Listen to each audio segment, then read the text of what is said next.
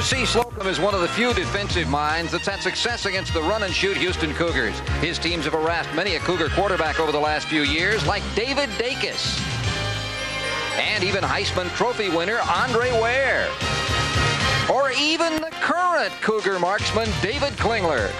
Today from Kyle Field, R.C. Slocum turns his quarterback crunching defense loose again on HSE. Today's game is being brought to you by Southwest Airlines, celebrating 20 years of providing everyday low fares. And from Kyle Field in College Station, Texas, Home Sports Entertainment presents the best in Southwest Conference football. Today, the 13th-ranked Aggies of Texas A&M host the Houston Cougars. And hello again, everyone. I'm Greg Lucas. I'll be joined by Ed Biles for the description of our battle this afternoon between Texas A&M and Houston. This is an extremely important game for both teams, really. Houston needs to show that it really has something after coming back in a big victory last week against SMU. They need to show they can do it against top teams. The Aggies, on the other hand, it's very important for them simply because they are, well, at least in the loss column, tied for the top spot in the Southwest Conference. Arkansas with an impressive start with a 4-0 mark. The Aggies need to keep pace as they have more games to make up with the rest of the teams, TCU, Baylor, Texas, Rice, Houston, Texas Tech, and SMU in that order as play begins in this afternoon's activity. Ed Biles alongside again for the description of our ball game. And Ed, we really have two teams with contrasting offensive styles, and I think we got to start with the home team when we talk about the styles, because it's a Texas A&M tradition. You run the ball and you do it well, and they've got a freshman named Greg Hill who's been doing just that. Well, he's been doing exceptionally well, Greg, and he's well on his way to breaking all the freshman rushing records at A&M. He only needs 95 more yards. He has five more games. He's going to be well over 1,000. He not only has speed, but he's also extremely elusive, and I think that's aided him tremendously in this early season. He's had an outstanding season up to this point. He is a player that, of course, the Houston defense has to slow down. What about the other side of the ball? Well, the Aggies have actually, as we indicated on the tees, had pretty good success at times against the Houston quarterbacks. David Klingler is back in this one today after missing last week, actually a game and a half due to dizziness, and it'll be a lot of load on his shoulders. Yeah, I really think they may be rushing him back too fast, Greg, to be perfectly honest. I'm not so sure that he's completely healthy. The heat out here today, I think, will be very tough on David. I think he might be forcing things. I would not be a bit surprised to see the other quarterback, Douglas, in there, who could do a good job against the blitzes that he's going to see. Klingler, of course, I think he wants to play. He's a competitor. He's a great quarterback, but I just don't know whether he's really 100% for this football game today. Boy, this is a tough one to have to come back against the Aggies with the traditionally strong defense that R.C. Slocum can throw at them.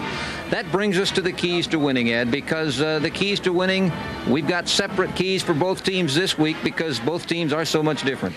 Well, they really are contrasting, but, you know, when the keys to winning for Houston, they've been blitzed all the time that they played the Aggies. They've got to pick up the blitzing linebackers. Linebackers have accounted for 16 of the 26 sacks. They got to score points. I think they get at least 30 points or more, and they have to stop the A&M running game. If they can take the ball and just drive it down their throats with Hill and Carter and those backs, Houston would be in trouble.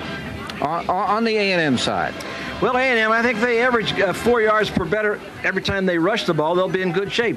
They must win the turnover battle. They can't allow Houston to have the ball much more times than they have, and they obviously have to pressure Klingler. If David gets time, I think he'll come back and play well, but if he doesn't get time, it's going to be awful difficult for him. Houston won the game last time it was played, or last year, I should say, in Houston because of the turnovers. But the Aggies, though they have a young team, have not been turning the ball over much this year. You stay with us. We'll take a look at the starting lineups, get the game underway from Kyle Field. It's coming up next right here.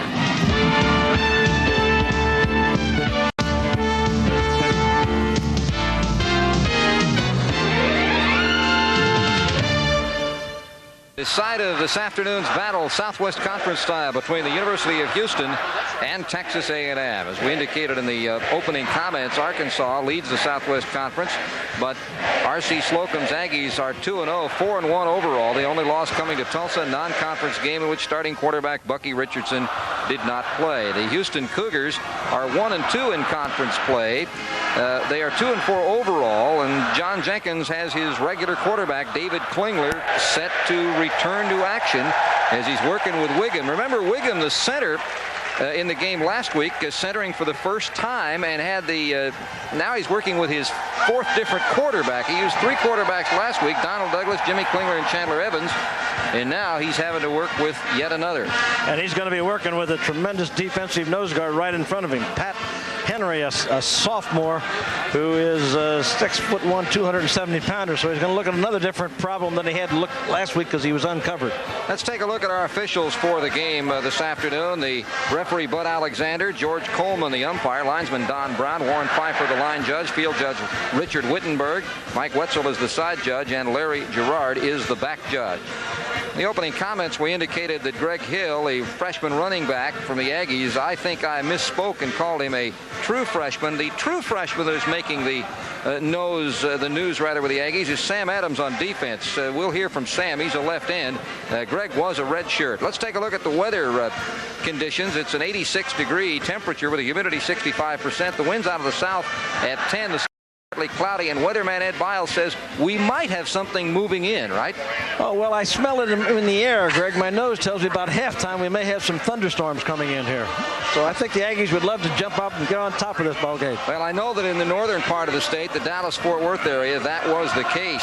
Deandra Sanders and Torrin Polk are back to receive the opening kickoff.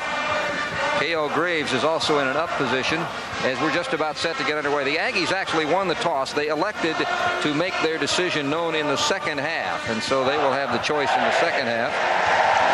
As we're just about set, the Aggies defense, of course, hoping to see what they can do. K.O. Graves is at the top of the screen, and number 33 Torrin Polk on the near side with the center position Deandra Sanders, number 31. There are actually 3 people back there. You see Torrin Polk. Polk has been the most productive of the kick returners. He's had the most opportunities in recent weeks. And the wind is whistling, so they're going to have to hold the ball for Venetoulis to get it up in the air on the 35-yard line.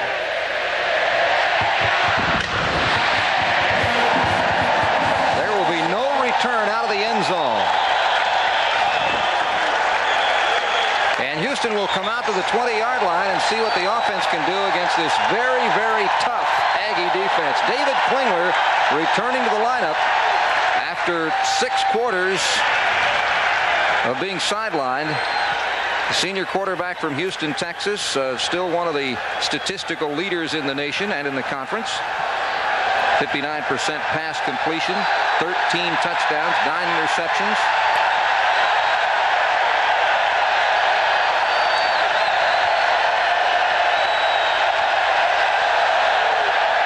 His lone running back is Ostel Miles, back in after well, all of a sudden they say, the Aggies say there was some movement on the line. Pat Henry came across and he said he saw something. Well, the flag came from the referee, Greg, which usually indicates someone on the offensive side. He threw the flag in the offensive team's backfield.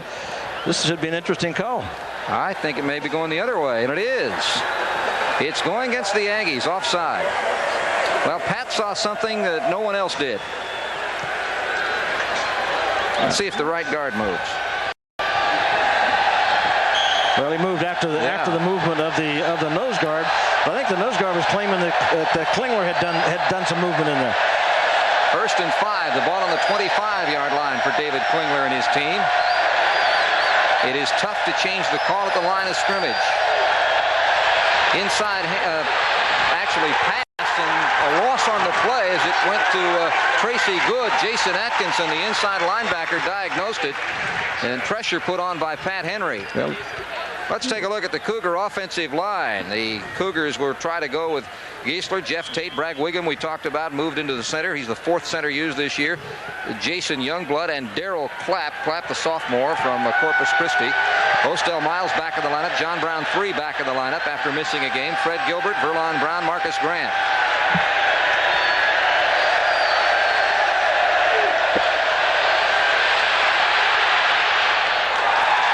Pass is incomplete. It'll be 3rd. Quarterback pressure again, this time by linebacker Quentin Coriat, although really I think the coverage has to be given some credit there because he had some time to look downfield. Well, you're looking at 2 great cornerbacks for the Aggies, Derek Fraser and Kevin Smith, the senior, 2 cornerbacks. Going to do a lot of man-to-man with those outside corners because they have great confidence in their ability to cover the receivers. There's that freshman we're talking about. This is a true freshman, Sam Adams, and he is a super one. Henry and Teichelman up front. The backers, Buckley, Atkinson, Corian, and Neely. Always a strong point. And veteran defensive backs, Kevin Smith, of course, he's got the records, Bate, Crooms, and Derek Frazier. Third down and about 7. There's that nose guard. Trouble. Heaves it up in the air. Anybody's ball. It's out of bounds by 5 yards, and the Aggies will get the ball in good field position because the Cougars will punt with a wind against them. Sam Adams putting the pressure on early, and Houston actually loses about a yard on the 3 plays as they gained 5 on the penalty and end up on 4th and 6. Number 26 is Kevin Smith. Kevin Smith will be back. Well, Aggies showed great confidence in their defense by deferring their choice until the second half, and it paid off for them, so they should wind up with great field position, their first possession of the football. Again, the punt will be going into the wind off of Langston's foot, averaging right in the 45 per punt area, but unless he gets a good roll here, he's not going to get that far. He got a good one, though. Smith calling for the fair catch, has to go back to his 26 and can't go up with it. He had second thoughts once he caught it because he saw some open field but couldn't move. He called for the fair catch. Good punt. 51 yards into the wind. And with great hang time. That was a 4.2 hang time on the football. That's why he signaled for the fair catch. There's Bucky Richardson, the quarterback who is maligned for not having a great arm, but he's a winner. 6'2", 221-pound senior out of Baton Rouge, Louisiana. The only game he has missed this year, the Aggies lost. The only game the Aggies have lost.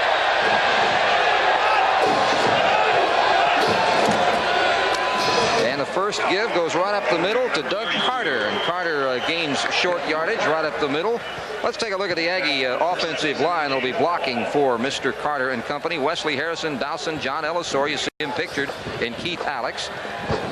Backs and receivers include Harrison, Short, Carter, Greg Hill, the freshman we talked about, the red shirt from Dallas Carter, and Brian Mitchell.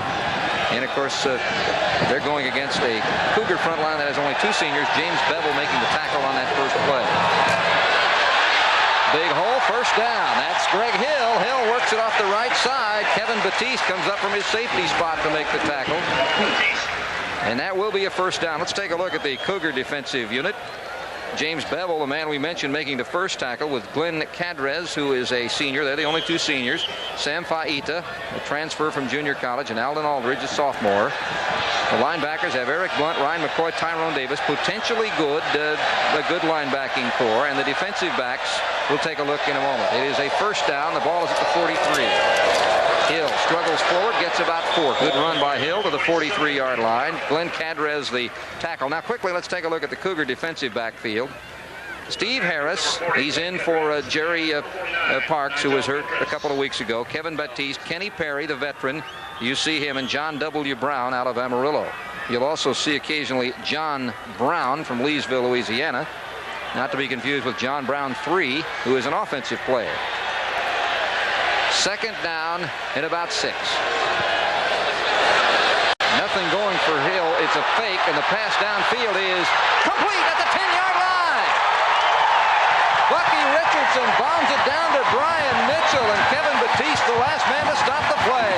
What an excellent fake by quarterback Bucky Richardson. Well, what a great job off play action. Watch the patience that Bucky has.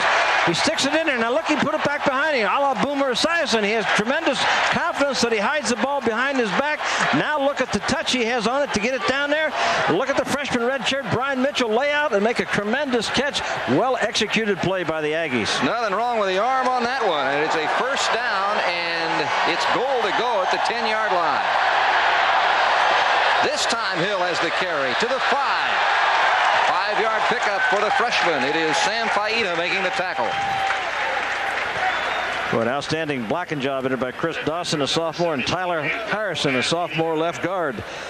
It's a young Aggie offensive line, Greg. They've only got 1 senior, the right tackle, Keith Alex, but that time they went to the left side where they got Wesley Harrison and Dawson sophomores. That's why this was a hard team to handicap before the season, because the Aggies traditionally recruit well, but until you've seen them play, it's tough to really know how well they're going to come together, and they've come together very well. Bucky Richardson option.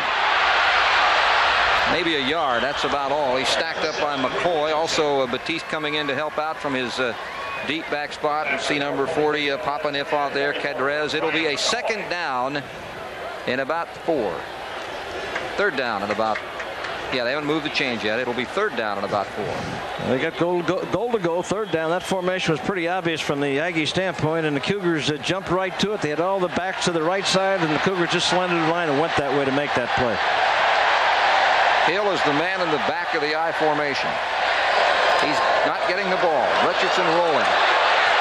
Little pop. Touchdown, Texas A&M.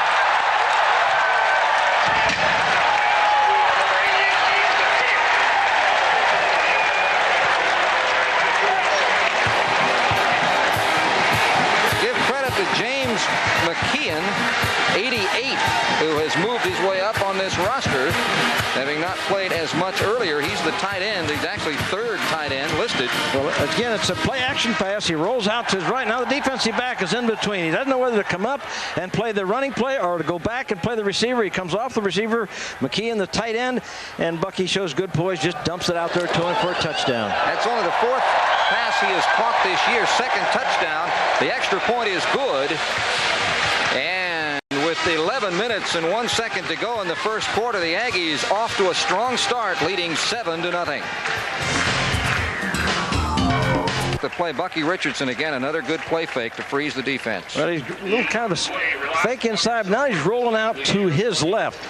And in this particular situation, Dixon, number 29, isn't sure whether he should come up or stay back, and he's got no man's land in between. Bucky just lays it in there to McKeon, and the touchdown, and he knows it, gives a touchdown signal, and well on his way to the early good starts that the Aggies have been having all year. They had just jumped on top of teams in the first quarter of the football season this year. McKeon, the man who caught the pass, is a true freshman. Another one of these young Aggies, 6'4", 230 from Willis. Not far from here, right up I-45, a little north of Houston. Well, they played 6 games this year, Greg, and they've scored on their first possession in all 6 football games. What a way to start every game out. Well, they had a big lead last year against Houston. This one took 3:01, 7 plays, 73 yards, a 3-yard touchdown pass. Richardson to McKeon. And that's exactly what the Cougars hopefully wouldn't happen to them, that they'd get fall behind early. Another long kick. That will not be returned. No chance as it goes out of the end zone. Torrin Polk got a hand on it. Now the Cougars will have their second offensive set. In the first series, they actually went 4 yards, but none of it on their own. The 5 yards they received on a penalty and then lost a yard before the down series was over. And they had the punt, 51-yard punt, but a long pass, 48-yard pass play from Richardson got the Aggie fans, and there is a large group of them here, ecstatic, down to the 10-yard line, and then the touchdown pass made it 7-0. Let's see what the Cougars can do with their second possession.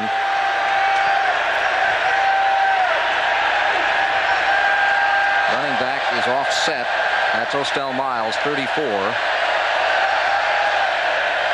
He gives it to Ostel. He loses first room at all. The only place he went, there was a lot of maroon-clad Aggies. Marcus Buckley, the first man to pop through. Sam Adams, the defensive end, and Pat Henry, they all closed the gap. Well, with the one linebacker routine, I watch those linebackers go right to the spot where he's trying to run. See all the linebackers in? See 44. See, of course, 59 is in there. Lance Tuckham, the defensive lineman. They're just playing that one running back in there, and not a very good job by the offensive line blocking. R.C. Slocum has seen his team give up some yards to Houston, but they've only lost once during the era of the run and shoot. There's a big completion to Grant. Grant cuts inside, and he's got the first down across the 30. Jason Atkinson with the tackle, and that's the kind of pass play, Ed, you're going to have to see, I think, if Houston's going to have success. That short pass and then hopefully longer run. Well, when you catch a team playing a lot of man-to-man, you want to use crossing patterns because sometimes you get people lost in the picking area. See him coming off. Now you can see Grant coming down underneath. The other receiver was looking for the pick, and he turns it into the first down. Right at the 30. That's all the farther they had to get. They had an automatic starting at the 20, so it's a first down. Houston's first. The other good thing about that, it was a quick throwing pass. You can't get pressure on Klingler when he delivers quick. Looks the other way, completes it at the 30. He'll gain 5, maybe 10, and maybe 12 as the ball is completed on the far side of the field there. John Brown 3. And that's another first down for Houston. Well, that's a run and shoot screen where they throw the ball to the outside receiver, and he comes back to the inside looking for the offensive lineman coming out. Take a look now. When this ball is delivered, you see the offensive lineman. See 69, see the offensive lineman. Now, Brown is going to come back, should try to come back and get underneath him, which he does late there, picks up the blocker. Normally, he'll try to work back underneath those linemen coming out. Geisler actually took a couple of people down. John Brown 3 missed last week's game with an injury, and he is back. It is first down at the 42-yard line for the Cougars. Texas A&M leading, and if it's snapped, and it will be, is there a flag? Yeah, there it is. Should be a free play for Houston. Well, they gained just about what I think they're going to get. Kerry Vincent on the stop. Pat Henry put some pressure on, but I believe that he was the man across the line, and we'll wait and unsort it. It's kind of one of the plays that drives coaches crazy. The man right in front of the center, football's right in front of him, and he jumps offside by listening to the quarterback's voice, and the inflection of the quarterback's voice should never draw him offside. He should be looking at the football.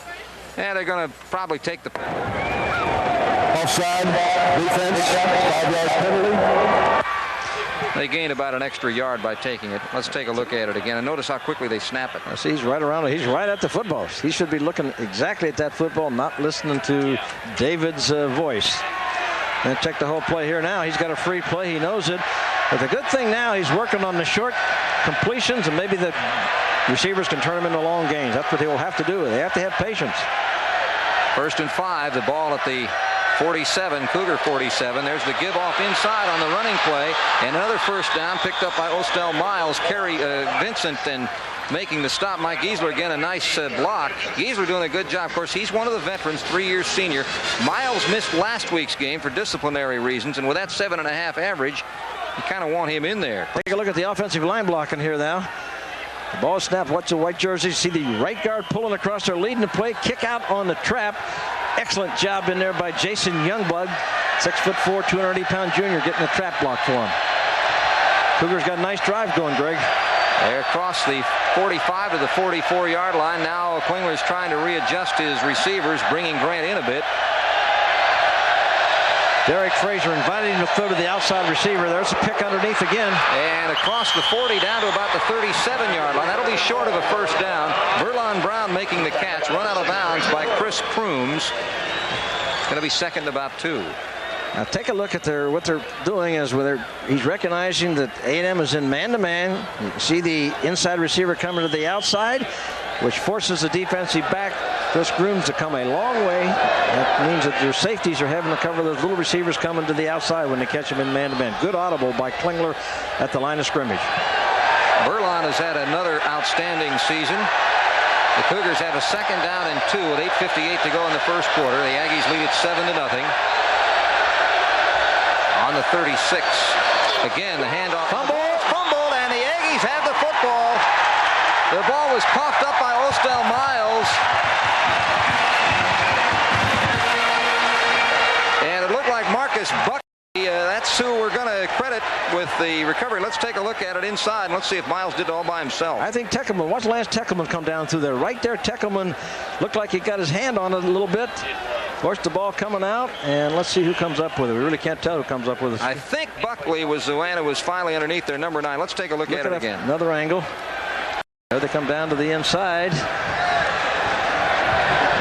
Could be Buckley. Could have been Buckley underneath it, getting the Oriat's in there, football. reaching for it. In any event, it's a first down for the Aggies. Short drop, pump fake, throw long, overthrown, incomplete.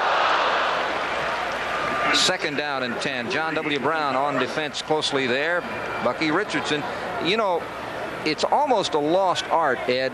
One thing Bucky does so well that you don't see quarterbacks do as well as I think they once did is exactly what we've seen so far. Ball handling, faking. He is good at it. Well, I think the guy who has helped out an awful lot is Boomer Esiason for the Bengals. He does a great job of the play-action face. And watching this on Sunday, I think a lot of these quarterbacks recognize what he's done to his football team. Second down and 10. He wanted to move Carter in a little tighter into the eye. Carter gets the handoff and gets short yardage off across to about the 40, about the 37-yard line. Only maybe a yard gain, if that. It'll be third down. Kenny Perry and Eric Blunt coming through to make the tackle. Sam Fajita also gets a mention on that play as it was a group effort by the Cougars. It'll be 3rd down and long, 3rd and we'll say 8. A&M leads it 7-0. This is the second series of possessions.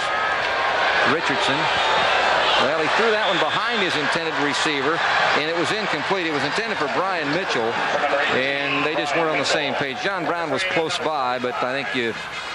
I think he anticipated Brian Mitchell kind of curling a little bit to the outside, not coming back in so far, and Bucky delivered it where he thought Mitchell would be, but Mitchell worked down into the inside a little bit farther. That was an important defensive series for Houston because they had given up the ball on a turnover, and that can sometimes deflate you, but instead the defense does better than it did in the first series. And plus the fact, I think offensively the Cougars got a little confidence in that last series by moving the ball the way they did. Stephen Harris is back deep to take the punt. And he gets the win behind that one. Steve always going to take it on the 4. Got to get to the 20 to make it plus yardage, and he's a little short because it would have gone into the end zone. It'll be 1st down for 15. Well, they just violated the number 1 principle that as special teams coaches, I'm sure he's been told a lot of times, never to back up inside the 10 to punt. 56-yard punt with the win. We'll take a break and return. 8:04 to go in the first. The Aggies lead it 7-0. Lovely afternoon up to this point in College Station as the Aggies lead the Cougars 7-0. It will be Houston's football on the Cougar 15. This will be in the 3rd drive for Houston. The first one went nowhere, lost a yard. The Aggies scored on a touchdown drive that included a 48-yard pass play from Bucky Richardson, and then a 10-yard or 3-yard touchdown pass to McCarron. And now, after Houston drives but fumbles the football, the Aggies are held and forced to punt without a first down, and David Klingler will see what he can do here. Well, he's talking to Donald Douglas over there. That's John Jenkins.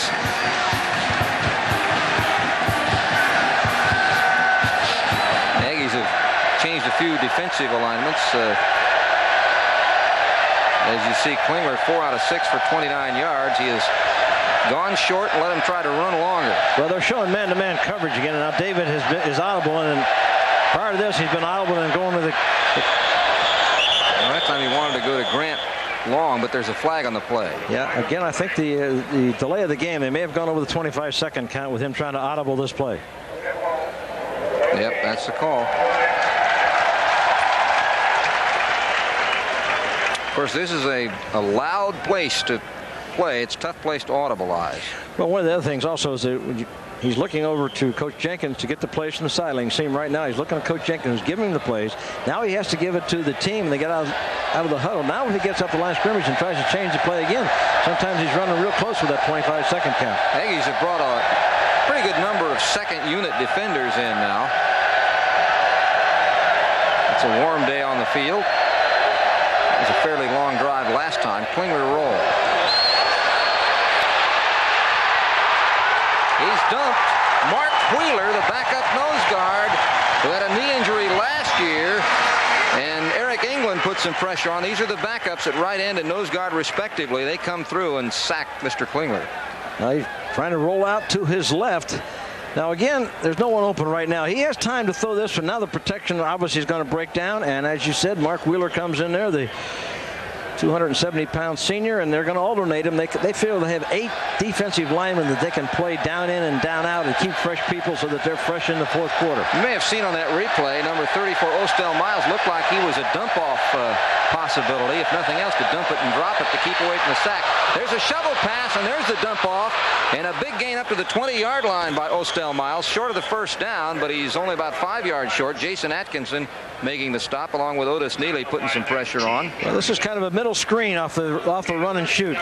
You see him going out to his left. You can see the Miles establish his position. You can see the offensive line out in front of him, but they still had a long way to go to pick up that first down. Still going to be 3rd down and 6.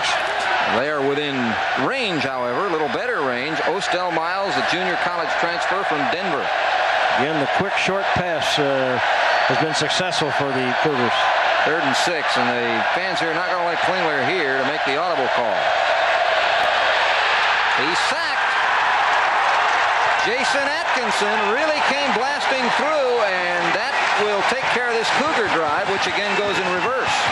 Well, right now the linebacker to the side that David is going to scramble to. Gramber's going to come out to his right. Watch the linebacker to that side. The inside linebacker, he comes through after David starts to the outside and comes up underneath untouched.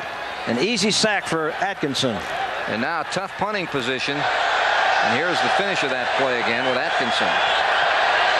Well, that's his third sack of the year. The punt is away into the wind. This time the wind catches it. Kevin Smith will fair catch at the Houston 44-yard line. That's where the Aggies will get the football. They lead it 7-0 with 5:47 to go in the first. Langston this time couldn't cut it through the wind. Looked to me, Greg, that series, what the Aggies were doing, two inside linebackers, whichever side David goes to, that linebacker is going to try to blitz up there and put pressure on him, get up in his face. And the other linebacker is going to sit in there and play the S-back, in this particular case, Miles or Guy or Sanders, who's ever in there, that they're going to play him man on man and try to pick up the short screens and the plays that they run with that S-back. Ryan Matthews wide to the top of the screen for the Aggies as they have a 1st and 10 at the Houston, we'll call it the 44. And not much room there for Greg Hill. He's brought down after a short gain. Aldridge and Bevel and Weatherspoon, they were all crunching the middle there. Glenn Cadres, and they unpile. Greg Hill, freshman redshirt, had 212 yards in his first varsity game versus Louisiana State. That was the record for a freshman in their debut game. 221 yards. He's a Dallas Carter X. Needed 95 yards coming into play here to be the first Aggie running back, or to be #1 as an Aggie running back. Well, I predict, Greg, if he stays healthy, he'll hold all the Aggie rushing records before he graduates. He's great. Well, he's got the carry here. Nice cutback, but he stopped at about the 39-yard line. It'll be 3rd and long. Ryan McCoy stayed home, Beaumont's sophomore linebacker. And that will make it a 3rd and about 3. Now take a look at the option play. Fake to the fullback coming inside. Right there's the fake. Down the line of scrimmage. Makes the pitch. There goes Hill to the outside. And there's the thing about him. He can stop and cut on a dime and cut back to the inside. Very elusive. He picked up 3 or 4 yards there on a play that really didn't look that good. 1 out of 2 on 3rd down plays for the Aggies. Fumble. Picked up nicely, but they're going to have to punt as they gain no yardage on the play. Kenny Perry makes the stop. I think the thing that's been impressive so far from Houston's standpoint, Greg, is their defensive line has been able to stand in there and fight against the offensive line. A lot of people thought that the Aggies would be able to run tackle to tackle inside and just move them off the line of scrimmage. So far, the Cougar defensive line has held in there strong. And this is a large Aggie offensive line across the interior. The starters are 275, 265, 264, 275, 285. And then you throw in some tight ends that weigh anywhere from 230 to 240. That was a great series defensively for Houston. After the short punt, Aggies taken over in their territory, and they held them, forcing the Aggies to punt. Kenny Perry dropped back, and the Cougars are being, well, there's a flag now. Is this the delay? Well, I think that the Aggies probably ball. wanted this to Delay of the game. Yeah. Offense. That gives him a little better chance to knock it down inside the 20, particularly since he's having to kick with the wind at his back, and that's going to be a little tough. And they're quite figured that I particularly agree with this strategy. It also gives him, if he happens to shank one or make a bad punt, that moves the ball out further up the field for your opponents. Well, that's true also, but see, that's thinking negatively, Ed. They're thinking positively. Well, I don't know that that's so positive. The punter's supposed to be able to put the ball out inside the 20. What the heck difference does the angle make? Well, here's the shank. That's why Ed was a coach. They got to think negatively. We'll be right back with 3:29 to go in the first quarter. It's the Aggies 7, Houston nothing.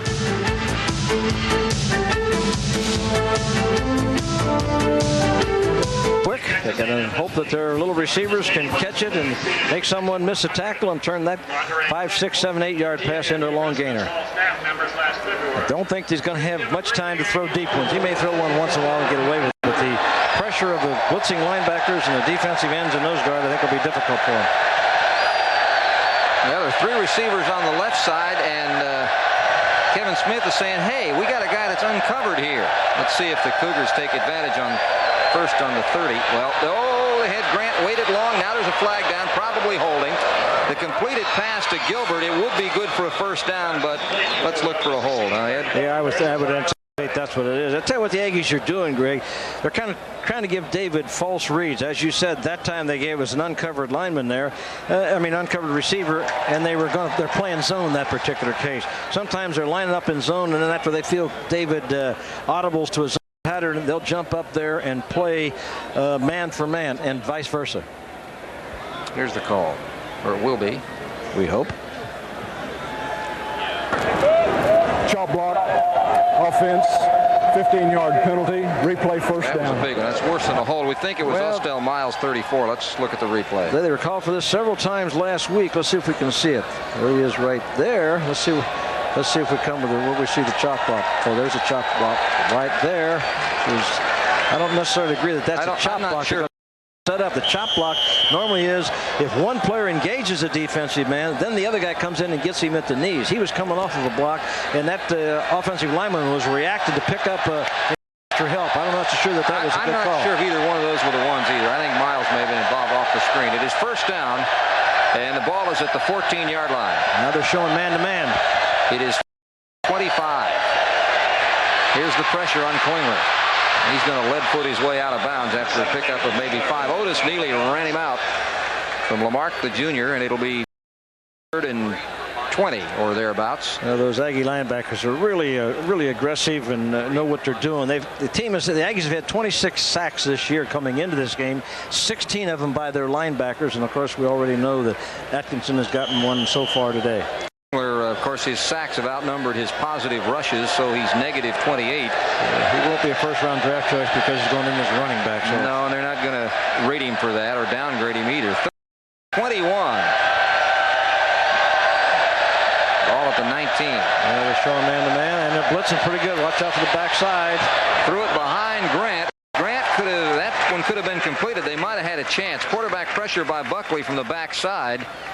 But because he was coming, Klingler heard him stomping across the AstroTurf and threw it a little bit offline. It's 4th down. Well, I also think David is showing a little bit of the effects of having missed a couple ball games, and the Aggies are giving him a lot of different looks. They're lining up in one coverage and showing and playing something else, and real difficult. And again, when you know that the pressure that they're going to have.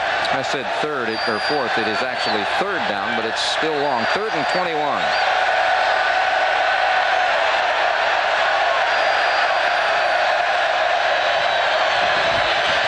Keep some blockers in. No flag. Somebody ought to be open now. And he throws it intercepted at the 41-yard line by Patrick Bates. Bates, the sophomore from Galveston Ball High School, was there when Klingler tried to thread the needle on 3rd and long, and the Aggies have great field position. Well, he did a great job of buying himself extra time to get folks open. Watch, this is all by David now. You can see him moving around, trying to get himself open. Finally now he tries to throw back across the body, and let me tell you, that's a difficult pass to throw. One of the things when you're getting pressure an awful lot, as David has been in this early part of the season, is you're trying to force things. He's trying to make things happen, and he's developing into some habits that people are going to try to talk to him a little bit about. Hey, get yourself set a little bit more when you're trying to throw that type of pass. That was the 4th interception by Bates. He leads the Ags. And Richardson completes it for a first down at the 25-yard line. John Brown running the Tony Harrison out of bounds after he made the catch. Harrison's from Houston Forest Brook. Well, Harrison just lined up the outside. He went down the field and just did an out pattern, drove the defensive back off. You see the defensive back playing inside and some man-to-man coverage, and Harrison broke to the outside. Good pass, good catch, first down for the Aggies. McAfee, number 5, is in the backfield now as a running back. So take a look at Harrison as he comes out wide to the left. First down, the ball on the 26. There's McAfee looking for a hole, not finding a very big one, and he's stacked up. Ventress is in there. Number 8, Glenn Cadres down there near the bottom. McAfee, the senior from Sugarland Willow Ridge, played actually more in '89 than he did last year. Of course, he played so much in '89 because Darren Lewis was hurt. Last year, Lewis was healthy. In fact, Lewis may draw a start, we understand, for the Chicago Bears this week because of some injuries. Greg Hill is now back in at the running back spot. And they're going to alternate players at every position and keep fresh troops in there. Less than 2 minutes to go. The Aggies with a heavy yardage advantage and a scoreboard advantage of 7-0. Hill, big hole! Touchdown, Texas A&M!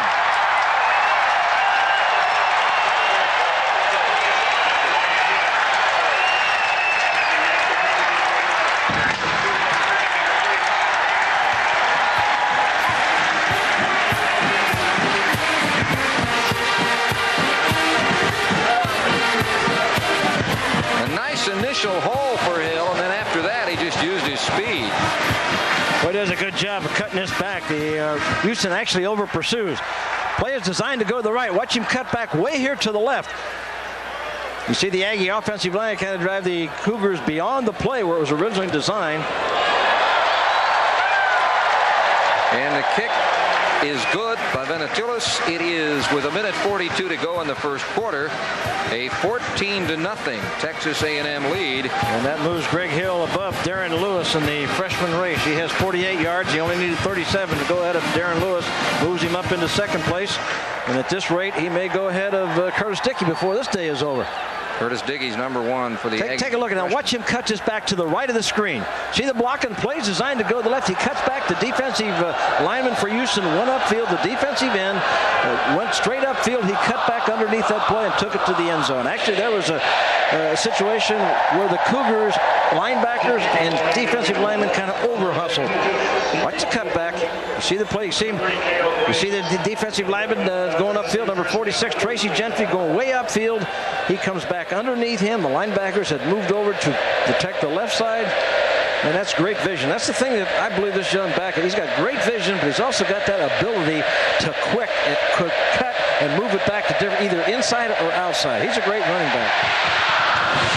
This kick again should not be returned and won't be. Using the wind to full advantage, the Aggies, of course, elected to hold their option as far as the reception of the kickoff for the second half. They used the wind, and the wind has been a strong advantage on the kickoffs. Houston has had to start all of them on the 20. The home of the 12th man. This is Kyle Field at Texas A&M. Well, that strategy is great. If that first series your defense holds that team that you're kicking to, you're giving them the opportunity to get the ball, and they had tremendous confidence in this defense, and rightfully so. They certainly haven't given up much. The drive only took 3 plays and 54 seconds. Hill's 24-yard touchdown run put the points on the board. That was Hill's 7th touchdown running, and it's first down. Klingler throws it behind Grant. Now he's just off target because he had his man, and that's not David Klingler. Solari came around from behind to try to put some pressure on. But again, David might have heard some footsteps because that one could have been completed.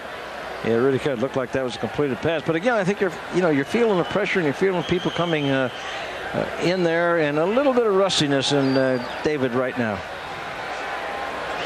Second down. He's only practiced about 3 days in the last 2 weeks, maybe 2 days, I guess. Actually, there's 5 completions, but he's missed on his last 4 passes. He had one drive that was effective, but it was spoiled by a fumble by Ostel Miles. The Cougars looked like they were going down to score, but since then, nothing. Pass out in the flat is completed to John Brown 3, and that's a first down as he gets across the 30. Jason Atkinson, the interior linebacker from Houston Westfield, making the stop. John Brown 3 is a senior from Dodge City, Kansas. And that's that out screen to the outside receiver that they try to come back and pick up the offensive lineman coming out. So those are quick passes. That's the type that I believe they have to concentrate on to move the ball down the field. Coach Jenkins needs to concentrate on getting first downs. Eventually the touchdown will take care of itself. Defensive alignment for the Aggies. They have more people up front now. And now Klingler again changing the play at the line. It'll be first down. They play blitz, come late on delay. The pass is incomplete. It was thrown at the feet of Tiandra Sanders. Quentin Coriat again was coming through. They are trying to time their blitz well, and even when they don't get to Klingler, they give him pressure very quickly. Well, the thing that David needs to do right now is vary that cadence. Go on some long counts, because the Aggies again trying to time that blitz or trying to assume that he's going to go on that second count a lot of times. If he goes on a long count, he'll make them show things and should be able to help the receivers and himself get a read of what the defense is really playing. 2nd and 10, the ball at the 32 still in Aggie territory. Aggies lead 14-0. We're in the first quarter with 1:09 to play. Little inside shovel pass and a loss to Tracy Good. Jason Atkinson on the stop, and that's a loss of about 4. Well, that's a completed forward pass, Greg, but it's a loss of 4 yards on the play. This goes down as a pass. A little quick development on it. You can see it right there. You can see the forward pass, so to speak, underhand, sidearm, whatever way you want to call it. It goes as a pass attempt and a pass completion. Well, there's a timeout called by the Aggies as they lead it 14-0 with 48 seconds to go in the period. Again, we've talked about this before, Ed, on those kind of plays. There is a safety factor in that, because as opposed to turning around and pitching it behind you where it's a wild loose ball if dropped, that's just an incompleted pass if it is dropped. Yeah, my guess this time out, Greg, is they're trying to milk the clock a little bit. The clock would have continued to run after that play if they can force the Cougars either run the ball or throw an incomplete pass. And then the Cougars now will have to pump the ball against the wind. There's 48 seconds left in this first quarter. I think Coach R.C. Slocum was really on the ball in his clock management in this particular situation. Now that's predicated on the fact that his defense stops Houston on this next play. That's a good point, because you're right. He wants to use that wind as many times as he can to his advantage, and he didn't want to have it time out so that if Houston does have to punt, they're going the other way and they get the advantage of the long punt.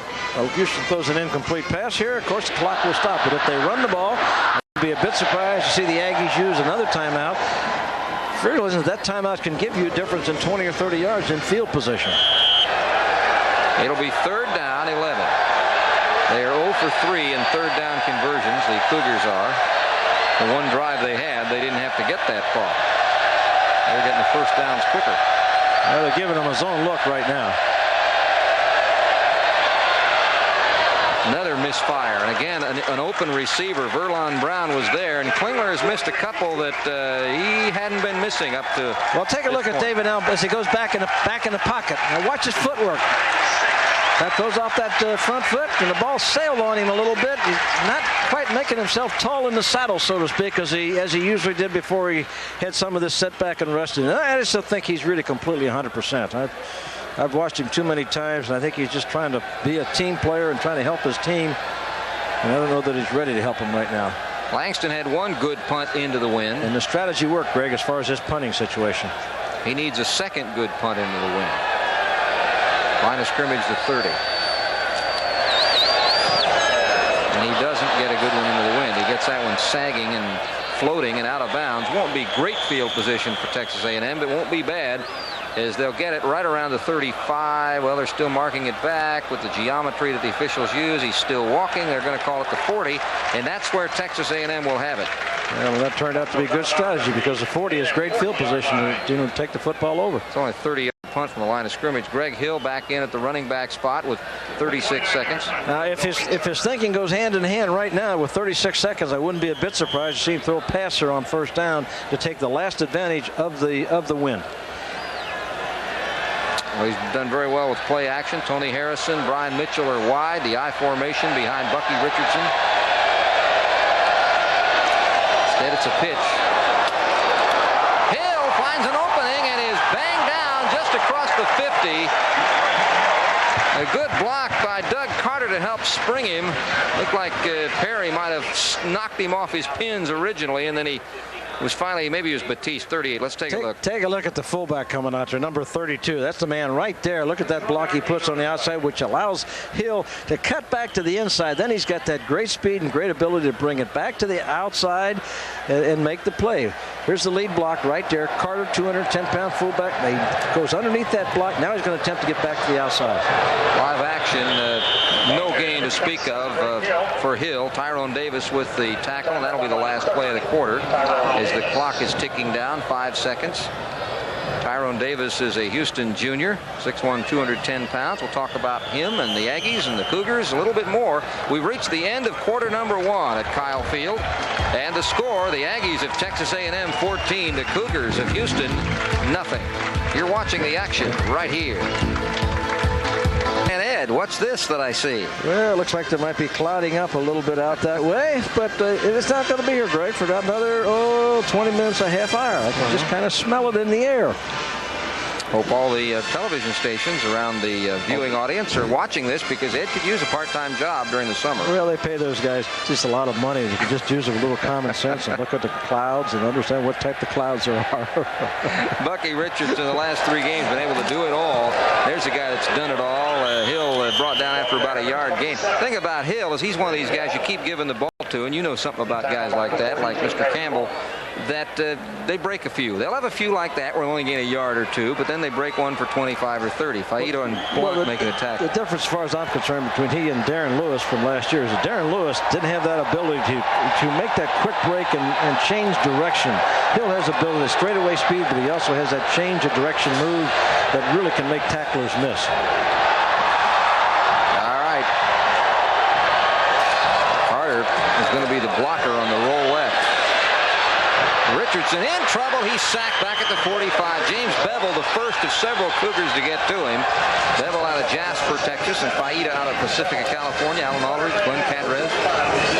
That's kind of surprising pattern. It looked like they only had 2 receivers downfield, and when those 2 receivers covered, there was no place for Bucky to go. Kind of an interesting, too. They had 1 running back and only 2 people downfield. What was everybody else doing? Evidently, they were blocking. You see them all around back, all the maroon jerseys back here with the ball. I'm just not quite sure that was, or someone may have missed a play calling. Stephen Harris is back. He's getting the nod as the punt returner in this game. And will he get the nod some more? Well, that wasn't bad. He got it up to the 20-yard line, held on to the ball anyway. Chris Crooms ran him out of bounds. Houston again will start from their own 20, this time with the win. Let's see if that makes a difference. 42-yarder, 13 minutes and 37 seconds to go. Well, I tell you, they've had a bunch of good, strong safeties. Let's take a look at the, I guess we're going to have the maybe this A&M's remaining schedule. Yeah, that's what they've got left. A couple of road games. Of course, Rice has been tougher this year at TCU. That could be an interesting game. And then 3 at home to close out the season. Of course, the big one against Texas. I was going to comment about Chris Grooms, who's a tremendous senior from Baytown Lead, 6'3", 184 safety, and lines of some of the Aggie safeties going on to play pro football. A lot of time now on the play fake by Klingler, and incomplete. Not held on. Boy, he had a lot of room on the roll left side. Well, he did a good job of faking the counter play going to the right, and that's good ball handling by David Klingler. But again, he doesn't get himself in position to deliver the ball. Watch him fake the counter going that way. See him fake the counter, puts it on his hip, rolls out. Now watch the position he delivers the ball in. See, he's completely off balance instead of getting himself set to deliver that ball out there. Although, in his defense, that one was perhaps catchable. Ron Peters couldn't hold on to it. It'll be a 2nd down and 10. Klingler 7 for 15. The interception has not been a contributing factor, although the Cougars have also fumbled. Aggies have not turned it over. Aggies lead at 14-0. There'll be flags here. That play won't even happen. Sam Adams may have. Well, I think that's Douglas. That was going to be a pass, and what a tough situation for the Cougars. They had Douglas in motion coming back, and I'm sure that was going to be a pass coming out here to the right. Yeah, Douglas showed last week that he could pass as well as run, as he was the first quarterback in the Southwest Conference. There was no play, dead ball, delay of the game, offense. That's the 2nd delay of the game for Houston. Well, and that kind of took that play right out of the playbook that they wanted to get. Now Douglas is back over on the side, and the Aggie coaches up here in the press box, I am sure, were able to pick the fact up that Douglas was in at that position, so I don't think that play will work today. 2nd down, 15. On the 15. And that was low in the ground, incomplete. Grant was the intended receiver, but the pass was at his feet, and he couldn't hold on. And it'll be 3rd and 15. Well, he's going to have to have patience and stay with David, because right now his timing is off a little bit on some of these patterns that normally he would be completing. 0 for 4 on thirds. Now Houston is going to call timeout. And we'll take a timeout as well. 13 minutes and 26 seconds to go in the first half. It's Texas A&M 14, Houston nothing. It's 9 passes, Greg. He's 2 for 9 for 11 yards and 1 interception. And I can think of 3 of them that were there to be completed. As you see the weather again, maybe coming in from the north and the west. Well, the one thing that the Cougars don't need right now is weather to close in on them with their passing attack. Nice crowd at Kyle Field. There are some seats available, but not a whole lot on this 80-some degree afternoon.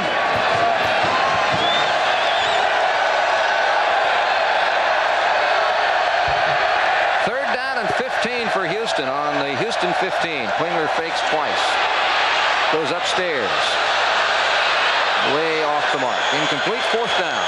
That was intended for Gilbert. It was one of those run-under-its, and he couldn't get to that one. It was a little too strong with the wind behind it. And the Aggie defenders come out, and the special teams come in, and the crowd waves the 12th men towels. Well, he's trying to pick on Kevin Smith over on that side, and Kevin Smith is just running stride for stride with the receiver. Kevin out of West Orange, Stark over there, and he's you don't pick on him much. He has 19 interceptions. That's the top all-time in the Southwest Conference, and now he's going to go back and try to return a punt. And the wind is with Langston. He had 151 yards in the first quarter without the wind in his face. This one he drives a little bit. Smith will get it at the 32. Flag. And he's up to about the 47-yard line, but a flag was tossed. Carlos Leon making the stop.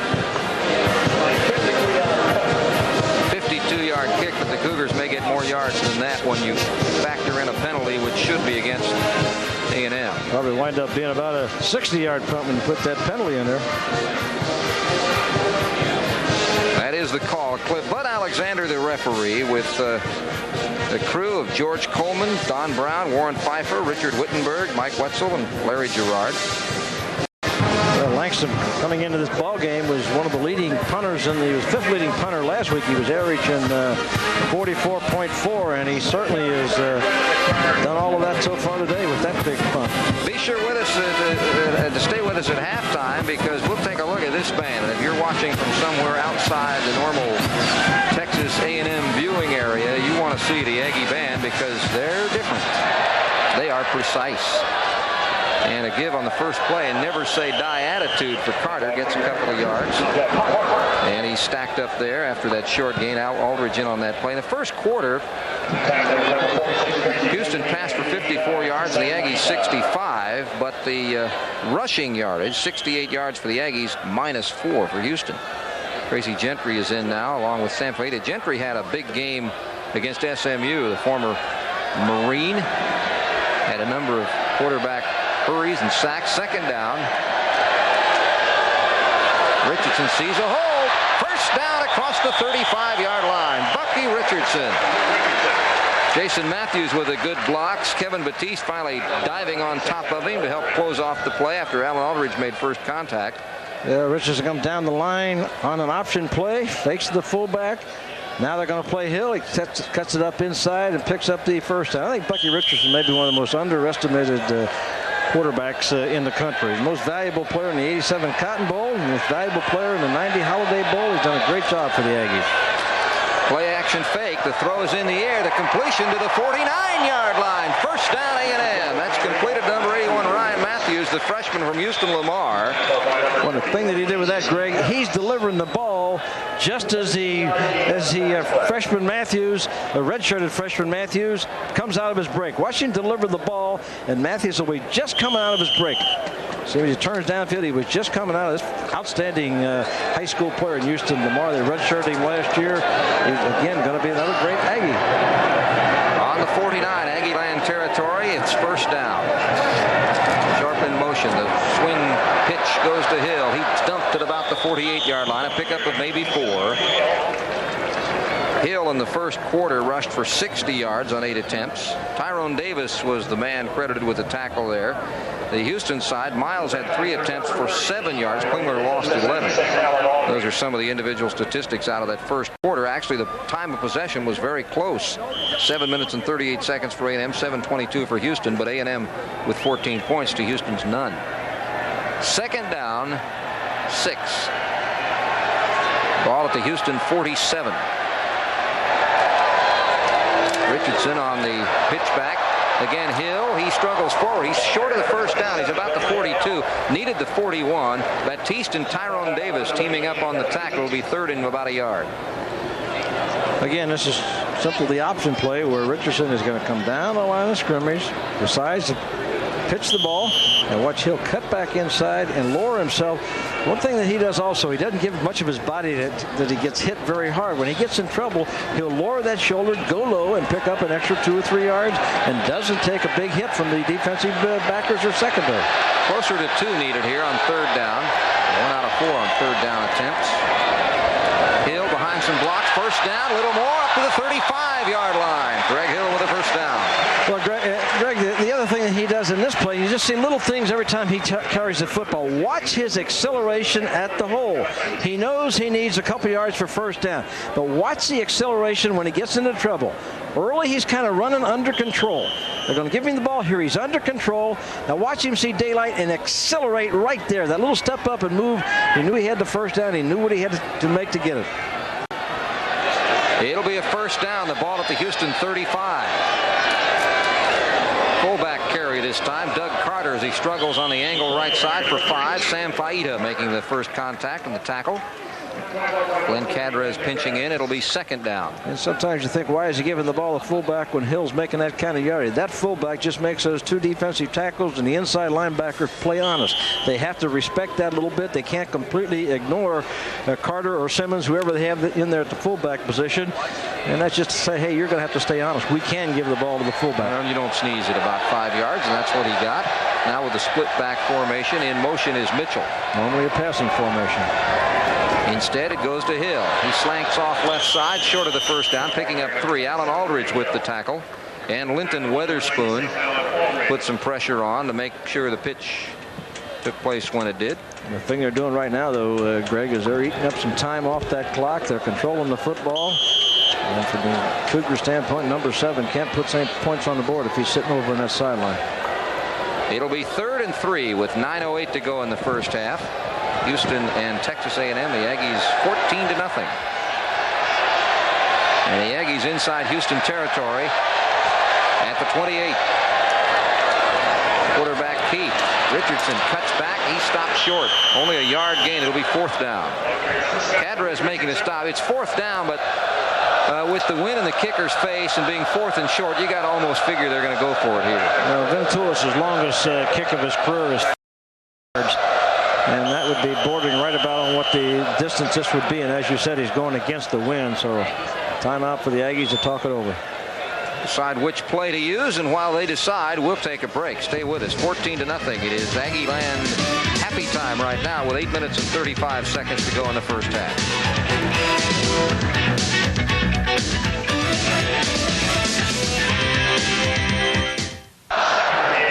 8 minutes and 35 seconds to go in the 1st half. Texas A&M calling a timeout on 4th and about 1 inside Houston territory. But the line of scrimmage is the 26-yard line, so that's 36 plus 7. That's about a 43, 44-yard field goal into the wind. That, as Ed pointed out, that's as far as Ventulis has kicked one this year. And with it being 4th and short, if it were 4th and long, you might go for it, but 4th and short, I've got to think they're going to run for it here. Time of possession has kind of changed a little bit in the 2nd quarter, Greg. Houston, what's that add up to? Houston has had it for 30 seconds in the 2nd quarter. 30 seconds in the 2nd quarter. Is that short or what? That's not very long. Of course, when you're in for 3 and out, and a couple of them are pass plays, doesn't take much time off the clock.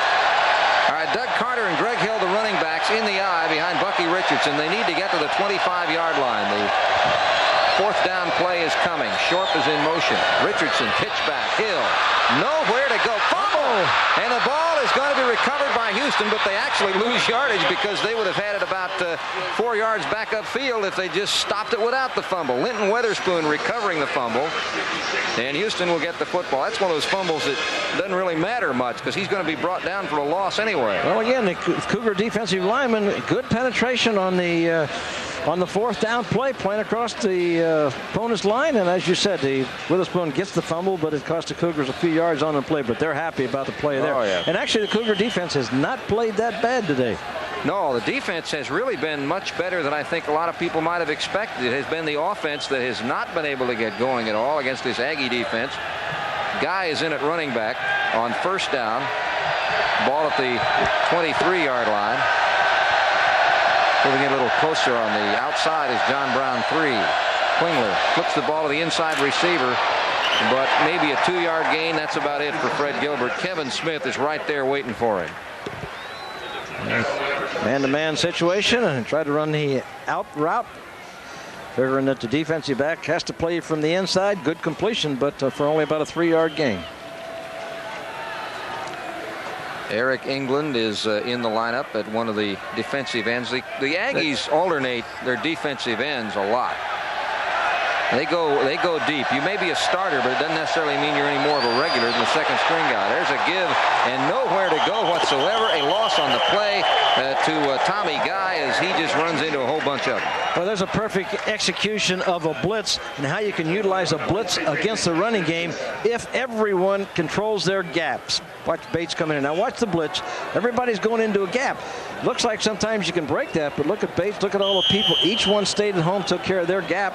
Great effort by Tommy Guy, but there was no place for him to go. 3rd and 9. Jason Atkinson also crushed through. There's Tommy Guy for the year, but he has not been so successful in his couple of carries in this game. 3rd and 9.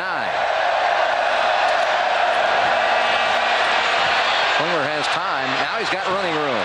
He has the first down and gets out of bounds at the 36-yard line. He had to go to the 33. Chris Crooms pushed him out, but that's one thing Klingler doesn't do much, and that's scramble. And of course, part of that's because he's not one of the quicker runners in the world. He's coming out to the right, and of course there's no place for him to go. Good coverage downfield. Backside contained man lost his containment, and Klingler now is showing he has enough athletic ability to pick up that first down. First down that the Cougar defense needed as much as anybody. Give them a chance to get a little rest over on that sideline. 14-0, Texas A&M with 7:04 to go in the first half. And even though it's been all Aggie so far, Greg, if Houston puts one on the board, they're right back in this football game. They had one chance earlier, but fumbled in Aggie territory. And that's really the only threat. Now David Klingler has to have a timeout. Yeah, he's going to use. Had used up to 25 seconds, and there's only 2 seconds. Would have been a delay of the game penalty. Well, Douglas was also in the backfield again. Well, that's twice they've had a problem with that. We're going to take a timeout, and when we return, the score will still be the same. The Aggies 14, Houston nothing. We'll be right back.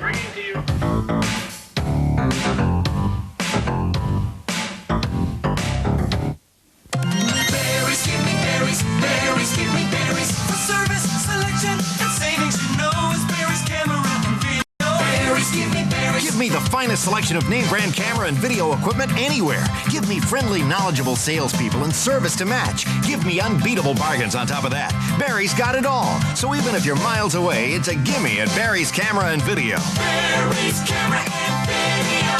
Berries, give me berries. Berries, give me berries. Give me top quality Barry Pro 35 photo finishing. Berries, give me berries. Barry's custom enlargement centers for do-it-yourself enlargements in less than 5 minutes. The Southwest's largest photo and video repair center. And Barry's photo and video schools to help you take better pictures. Service, selection, savings, and knowledgeable personnel. It's no wonder that everyone is saying, Berries, camera, and video. Give me berries.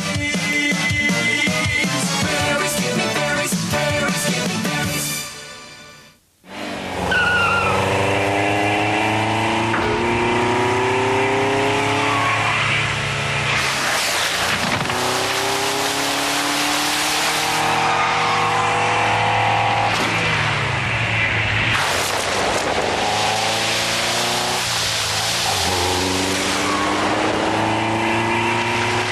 Anything you can handle, we can handle. Yokohama High Performance Tires. That'll be interesting to see when they come back out on the field, Ed, whether or not Houston comes back out. Well, they don't. They had Douglas in the lineup, and you would have to think that that's a trick play. The question is, you don't figure the Aggie defensive coaches are so stupid they aren't going to recognize that something is strange with a second quarterback in. So then the next point is, do you have any other plays that you can use with him at least in the game so that that is not automatically what you're going to do? Basically, you got most of your plays because he's lining up as a inside receiver, so they certainly can throw most of their passing attack, even if he doesn't run the right route. But if you're going to use a trick play, get it in there, get it called, get up the line of scrimmage, and run with it with the play. Well, twice Houston's had trouble. One delay a game, and this time having to call a timeout. Klingler bootlegs right. He's going to air it out. John Brown 3. It is incomplete. Double coverage. The ball was a little behind him. That was a long pass, but it was also well by Kerry Vincent, who was and Bates. They were both back. Bates, the free safety, played center field quite well. Well, if you have any question about his arm, he throws this one 60 yards in the air. Take a look at it with pretty good spiral still coming down there. Now, if the receiver had just stopped right then, he could have drawn a pass interference call, but he tried to make a play on the ball. He had the defensive back running with his back to the football. All he had to do was stop, and he could have gotten an interference penalty called.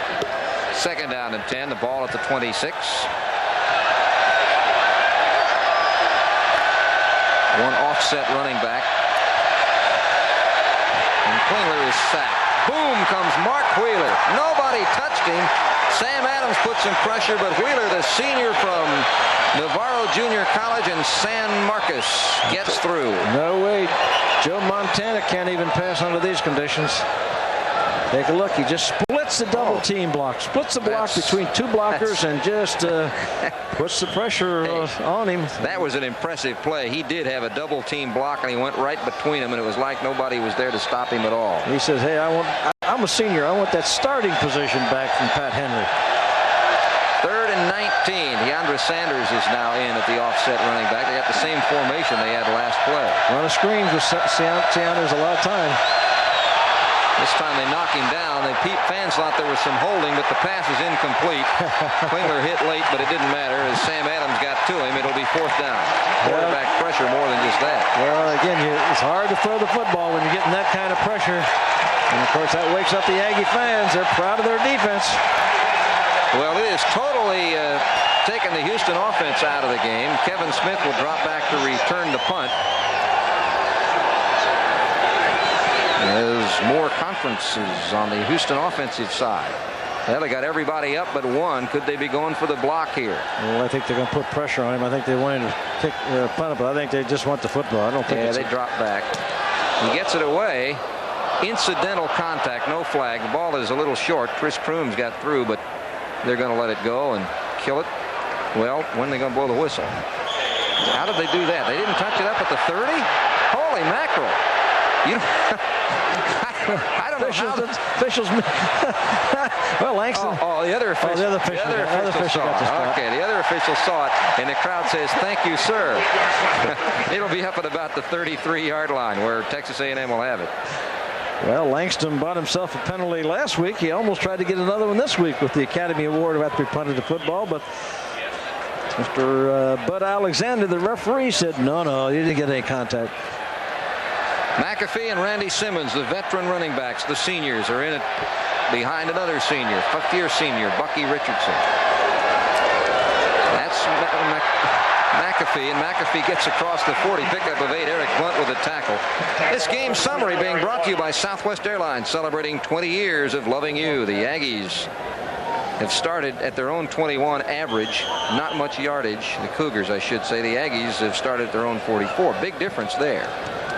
And the defense, the 3 sacks, also important in this 14-0 lead. And how many hurries along with those sacks? Hurries. Richardson gives to the first man. That's no yardage to speak of. Randy Simmons, Linton Weatherspoon, and Jim Cadres coming through for the tackle. Depends on the spot of the ball here. The one official side of it looks like he's got a pretty favorable spot. He keeps coming up. Well, no, he finally put it down behind that first time. Pretty close, Greg. Yeah, 3rd and about a foot with 4:57 to go in the first half. You know, Bucky Richardson takes issue to those people that keep saying this is a young Aggie team and they're building for the future. He says, wait a minute, timeout. I'm a 5th-year senior. This is my year. We got to do it now. Well, he's probably got I'm sure Keith Alex, the other offensive senior on the team, does the same thing. And Richardson gets the first down on the keeper across the 45. Good blocking by Alex and Dawson and Elliser on the right side. But other than those 2 seniors, the rest of them will return next year. Yep, most of the starters. Now, we have seen McAfee and Simmons in the backfield in this series as McAfee just leaves. They are seniors, but the starters, you're right, only 2 of them. And even though he's a 5th-year senior, still has to check the play list. Well, it's checking his list. It's like Santa Claus, checking his list and checking it twice. It'll be a first down, a ball at the 46. Aggies lead at 14-0 in the first half. Richardson goes left. Wide open open. First down across the 45. That's Brian Mitchell, the freshman redshirt from Dallas Carter. Tyrone Davis making the tackle after the first down pickup of about 12. Well, they got some good-looking young receivers. There's a snap. Little play action fake. Rolls out to his left. Now watch his getting feet in position. See, he gets his feet in great position to deliver that ball so it has some zip on it. And Brian Mitchell, a freshman redshirt from Dallas Carter. Can you imagine he and Greg Hill on the same high school football team at the same time? Mitchell did some quarterbacking when he was there. Now he's a receiver. McAfee. The fake, and Richardson loses yardage on it. McAfee carried it on well, but the Cougar defense that had penetrated past him wasn't fooled. Well, they only had 3 receivers downfield, and the Cougar defense again maybe anticipating a little bit. We're down underneath 4 minutes. This play action, and the secondary pretty much alert to that. They might try it right now. The fake wasn't quite that good. Didn't get the ball in there. And there's only 3 receivers downfield. They're well covered. No place for him to go with the football. Catteries gets a tackle, but I think Richardson may have tripped himself. Catteries gets a James sack. Bevel, I guess. Bevel? Yeah, Bevel. One of the 2 senior starters on the defense in Houston. In motion is Mitchell. McAfee trips. There must be something sticking up in the field here. That's a couple of guys that have gone down about the same place. Or maybe in this case, maybe that helmet's elevated a little bit out to the middle of the field. He might have tripped over his own quarterback. It's back right at midfield. Let's take a look at the feet. See if Bucky's feet. As he comes out now, watch his feet right there. When he lifts it up, he takes him down. Yeah. That's called a clip, isn't it? Not allowed to use a leg whipping. Leg whipping would be called if the offensive linemen were doing that. 3rd and 17 with 2:53 to go in the half.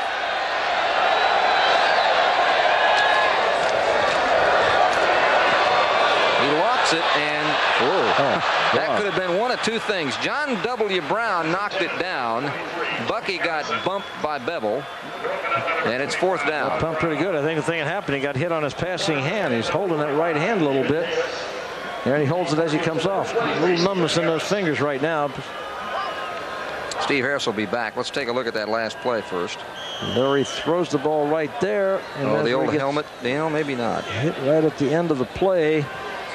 And punting situation. Yeah, I think he hurt his passing hand or when he hit it into the helmet, and then of course he got hit pretty hard. Here's the punt. Nice one. This may be an Aggie football. Well, there's all Aggie players down there and only one white jersey. If that white jersey comes out of there. Reggie Graham, it is Texas A&M football.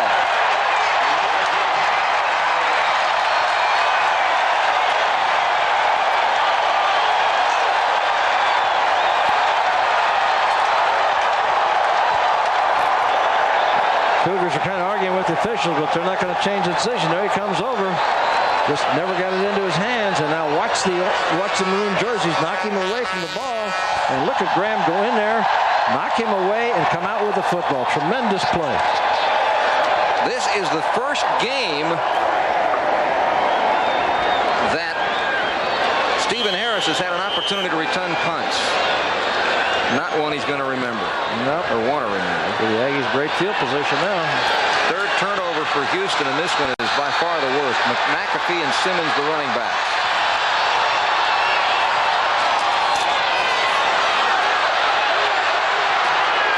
Flag down. The ball is in the end zone from McAfee, but the flag is down at the line of scrimmage. Yeah, it's going to be against the Aggies. It's going to be a hold.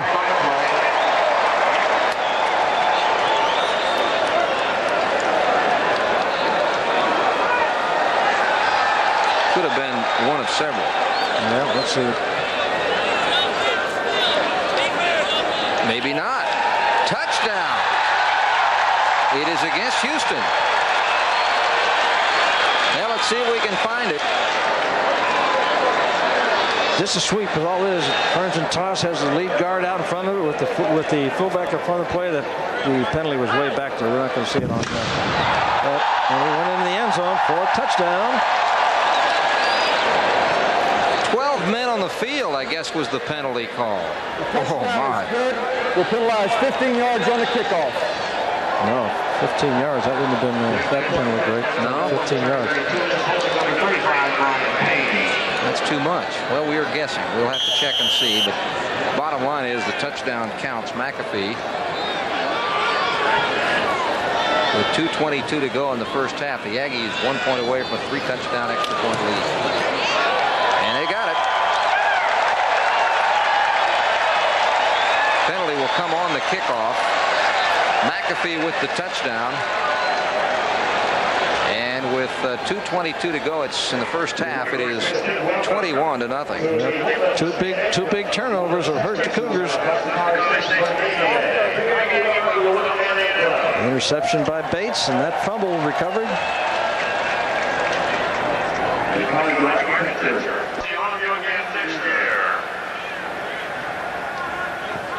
Yeah, just a sweep. I was trying to look back to the inside there, see if I could see what created that penalty, but early part of the play you couldn't see anything, but the officials called it. So. And I didn't catch the signal, so we don't know exactly what he called, but it was against Houston. Recovered fumble, Reggie Graham. That's the man who was officially given credit for that recovered fumble.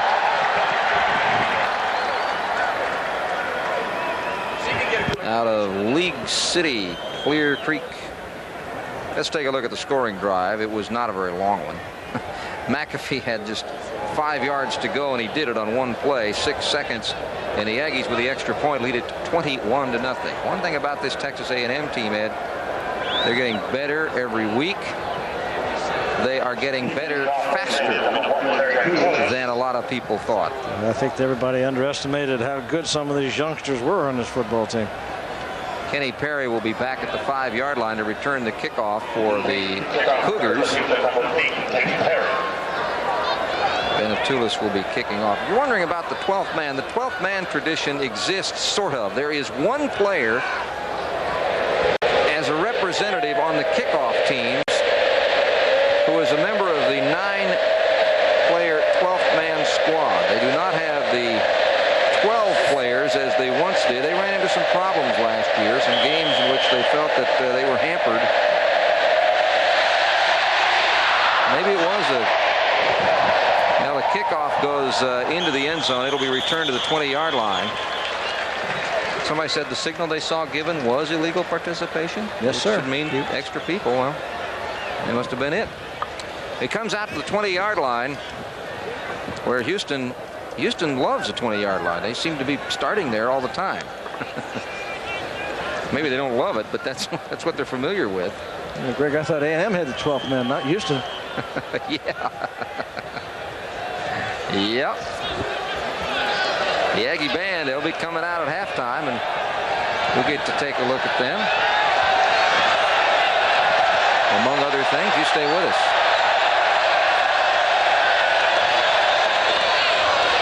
Grant, and that's a little short of the first down, I think, but it's very close. Marcus Grant, the Dallas junior, brought down by Derek Frazier after a gain of, well, looks like it's going to be a first down, right at 10 yards. So Marcus Grant. And the clock man went asleep. The clock is not moving and still isn't moving. He stopped it quickly.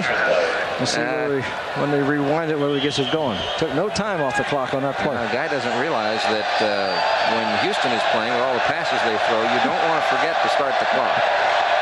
The game's going to be long enough as it is. Blitz. Oh. Klingler gets it away. He's got a man. Verlon Brown for a first down just at midfield. 49-yard line. Nice play. Good timing. Quentin Coriat comes through. Quarterback pressure by Coriat.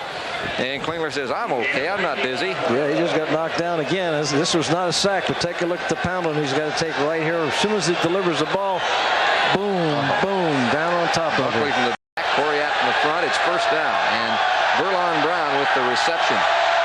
Well, that's a great pass by Klingler to get that completion under those conditions. Pass goes another first down, and that's out of bounds to Marcus Grant. And Klingler goes down again. Derek Frazier, and Klingler is a little shaken up this time. I'll tell you what, you talk about a tough guy and a tough football player. Watch it. You don't have to question his toughness. Boom, look at this. And again, down on top of him.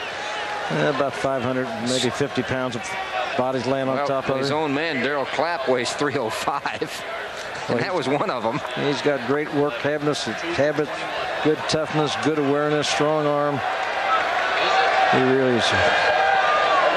The offside penalty declined against Texas A&M. They'll take the first down. Klingler chatting things over here at the 40-yard line. It's first down. I think he's telling his offensive lineman, just give me a little protection, I can take you down the field. All right, Donald Douglas is in the game now. Let's look for something. Number 12, he's in at a receiver position.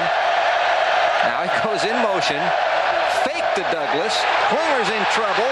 Throws it incomplete. They will not call grounding. They will not call in the grasp because there is no such rule.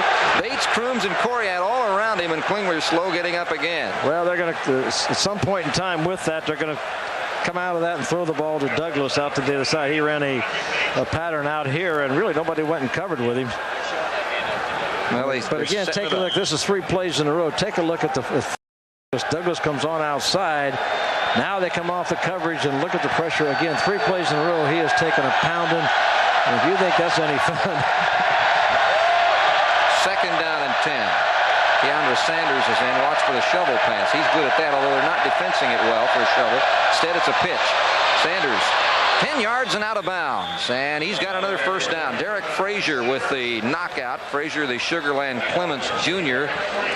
Good play by Jason Youngblood. He made the block that got the linebacker Coriat out of the play. Down the line option. Watch Youngblood come out. Watch Coriat go down right there, get back up, and can't get there in time to make the play. Excellent job by Jason Youngblood to get the opening for the running play. First down at the 29-yard line. A minute 44 to go in the first half. The second good Cougar drive of the whole first half. Nowhere to go as Klingler is sacked. He wanted to go to the right side. There was nothing but maroon shirts. Jason Atkinson, the first man to get to him. And now a timeout called by Houston. So that's a safety blitz. Bates coming on a safety blitz. Here comes the blitzing, folks. Watch Bates come from the outside. Hands up right there. Atkinson in front of him. Got 2 of them on top of him. Klingler didn't have to take much punishment. 4 plays in a row now. 4 pass plays that he's been knocked flat on his back. I think if you're David Klingler, you just got to hope those guys get tired. That's the 5th sack, but that, unfortunately, they're rotating defensive linemen in there. And when you're making sacks, when you get 5 sacks in one half, you don't get tired as a linebacker. That's the fun part of it. Well, you're looking at Jason Atkinson, a 6'3", 225-pound sophomore from Houston Westfield, who played for former Aggie coach Emory Bullard, who, of course, was a coaching buddy of John Jenkins when they were both on together at Mississippi State, I guess it was. Atkinson's got 2 sacks and 7 tackles so far in this game. Coming into the game, he had 40 tackles and 2 sacks. So now he's got 47 tackles for the year and 4 sacks. John David Crow, a great name in Aggie football history, and of course now athletic director, will be with us at halftime. We'll see the Aggie band. Statistical recap, highlights. Stay with us. Minute 36 to go in the first half of play, and it's the unusual, Greg, that you have a sophomore linebacker. Looks like that. Well, that's the Ed Biles weather front moving in. Second down, 17. He lofts it. He's got a man, Verlon Brown, and he overthrows. Incomplete. But again, he is down. He's knocked down, and they're picking him back up again off the ground. Watch the pressure, and pressure makes it difficult to pick those receivers out. And at some particular point in time, as a quarterback, you have to realize you're going to get nailed. And look at that one, right into the rib cage. An extra count on that, and he might have been accurate. Mark Wheeler is now in and giving him some rest, and there it is, an extra count, and that's a touchdown. But the Aggies don't give him an extra count. 3rd and 17. Cougars here at least want to get close enough to kick a field goal, but if they do that, they'll have a first down. They need to get around the 20. He's coming backside. Same thing. It is incomplete. He just went down the middle. Either Gilbert or Grant, neither one could get to it.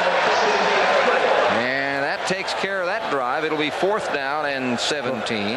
Every play, he could pick himself up off that AstroTurf, and believe me, there's not much give to that AstroTurf. Buckley's been the man who you see number 9 coming at him from the backside constantly. Well, and again, and actually sometimes I think the Aggies are almost taking pity on him. They're not really lowering him. They're hitting him pretty good, but a lot of times they just give him a little nudge. Oh my goodness, this is going to be one heck of a kick. Now with the wind, 53-yarder. 53-yarder by Roman Anderson. He can go this far, although he's not hit one this year. It's low. It is good. A 53-yard field goal by Roman Anderson. That, by the way, breaks the tie, the scoring tie. He is now the all-time NCAA scoring leader in his career. As he breaks the record, he was tied with former Indiana running back, and now he is number 1. And let's take a look at it. What a good one to do it on. Yes, what a nice one. Look at the strong leg. Boom, gets it up, pretty good height, and the holder knew right away that what he was going to make. He evidently knows that he's got strong enough. Anderson say he waited at least till it went through. That makes it 21-3 with a minute 20 to go. Barry said, hey, I could tell by the way he hit it that it was going to go through there.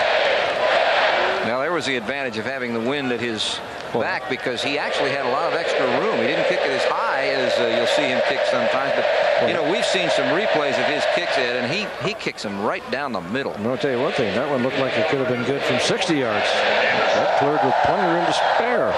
Randy Simmons is back. Anderson will kick off. Anderson, of course, the son of the former passing star at Tulsa. Randy Simmons is back. Greg Hill is also up close at about 25-yard line, just in case they should try something a little onside with a minute 20 to go. They aren't anticipating an onside kick. They've got 9 people up here between the 45 and 45-yard line.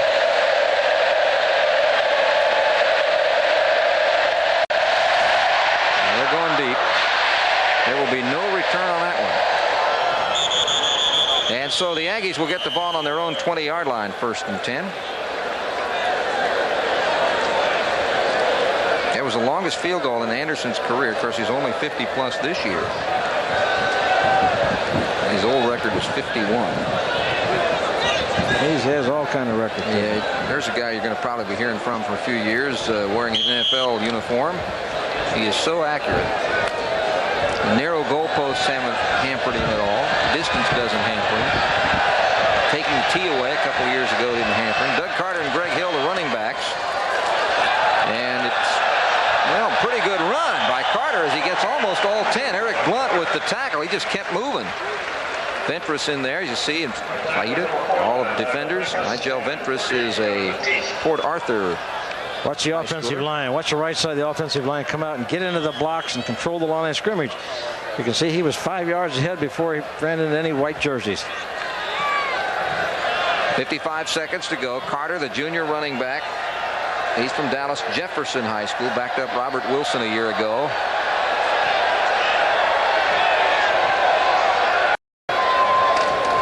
Well, there's the first down. Carter gets it across the 30 to about the 35-yard.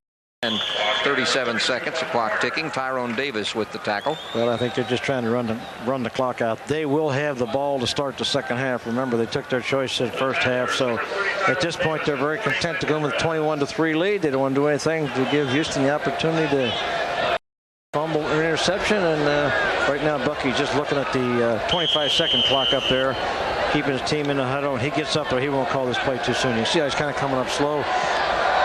One fact you know that R.C. Slocum and his staff are going to be talking about at halftime is remember last year.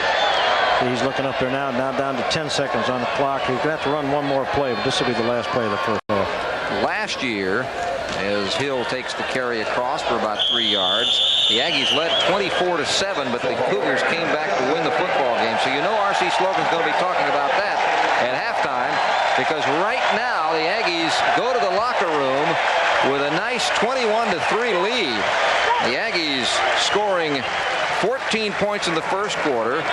Then, thanks to a turnover, getting the ball on the the Houston 5-yard line, McAfee goes in for 5, and that extra touchdown was a big one because it is now an 18-point lead after the 53-yard field goal by Roman Anderson at the intermission. So Texas A&M 21-3 at the intermission here at halftime in College Station. We're at Kyle Field. Our halftime activities as the teams leave the field will be coming up. Again, a reminder, we'll be recapping this first half with Ed Biles. We'll be chatting briefly with the athletic director at Texas A&M, John David Crow. We'll catch some of that outstanding Texas A&M marching band, and if you have not had an opportunity to see the Aggie marching band around the country, be sure to stay with us because their precision is something to behold. It's all coming up at halftime. 21-3, the Aggies lead the Cougars, and we'll be right back.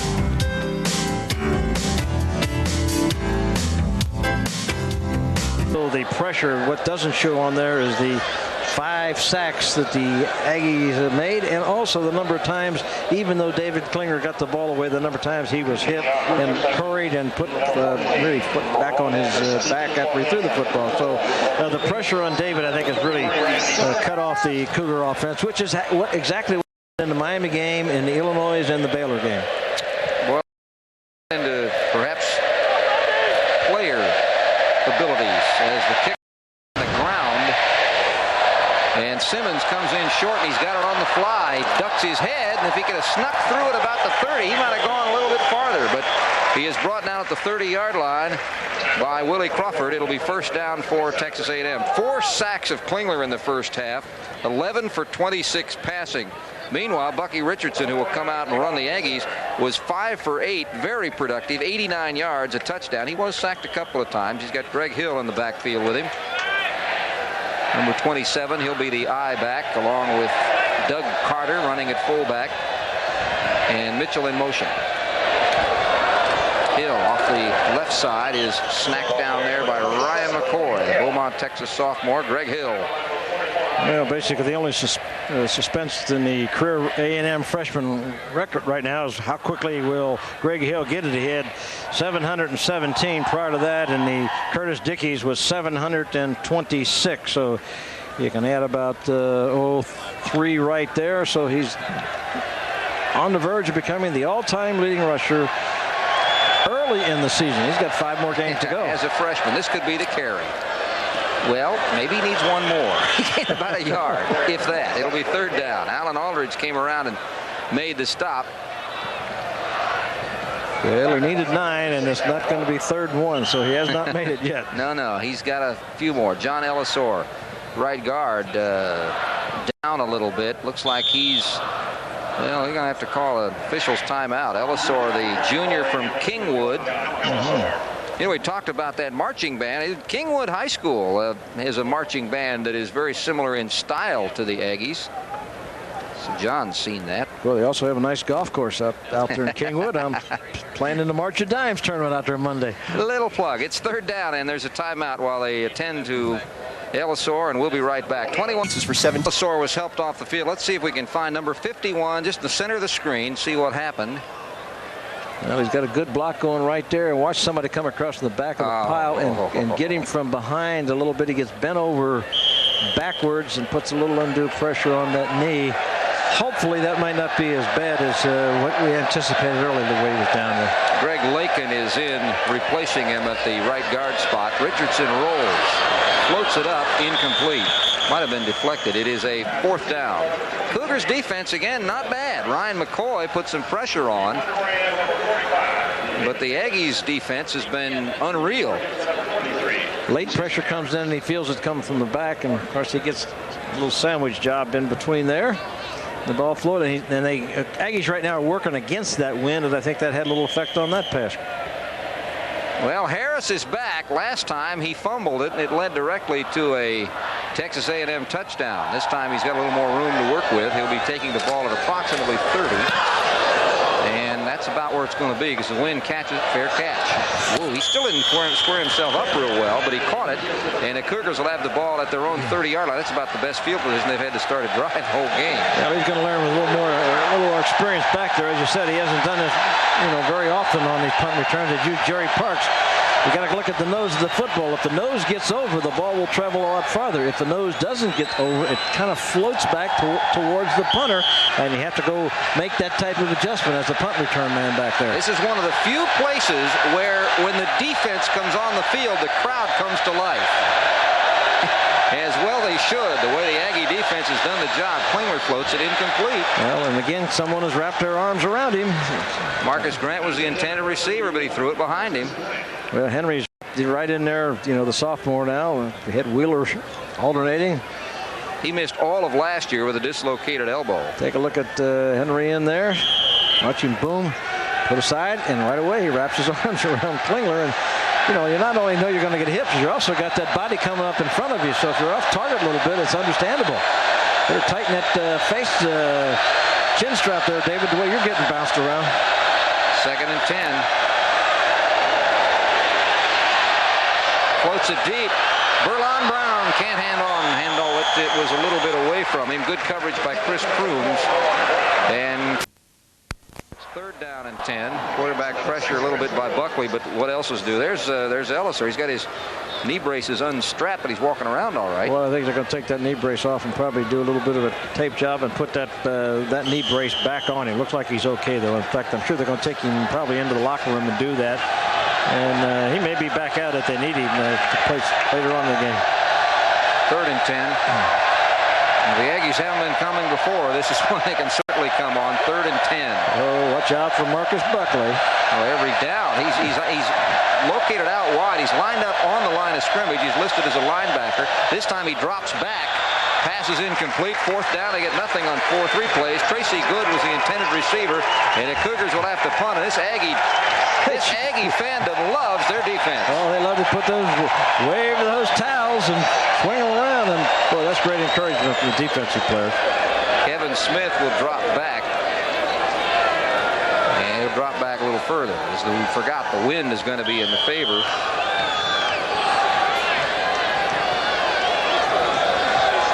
Charlie Langston, 41.4 average, a little under his season average, but most of his punts have had to go into the wind.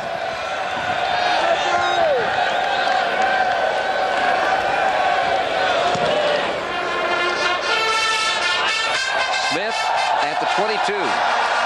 He's got room on the outside, and he's knocked off at the 40-yard line. Getting to him was Daniel Johnson. And the reason they got that return, there was much hang time. It was the 3.4 hang time. That allows that punt return man to bring it back. I think there might be a flag down on the play. There was a late flag thrown after the play was over, it appeared, right at the 40, however. Personal foul against the offensive team. That's the Aggies once they had the football. And it was after the play, so they'll push it back. Well, either after or during the play, but it will still be the Aggies' ball. Let's see whether it's totally after the play or if it was during the play, and it will make a difference on how much they have to go for the first down.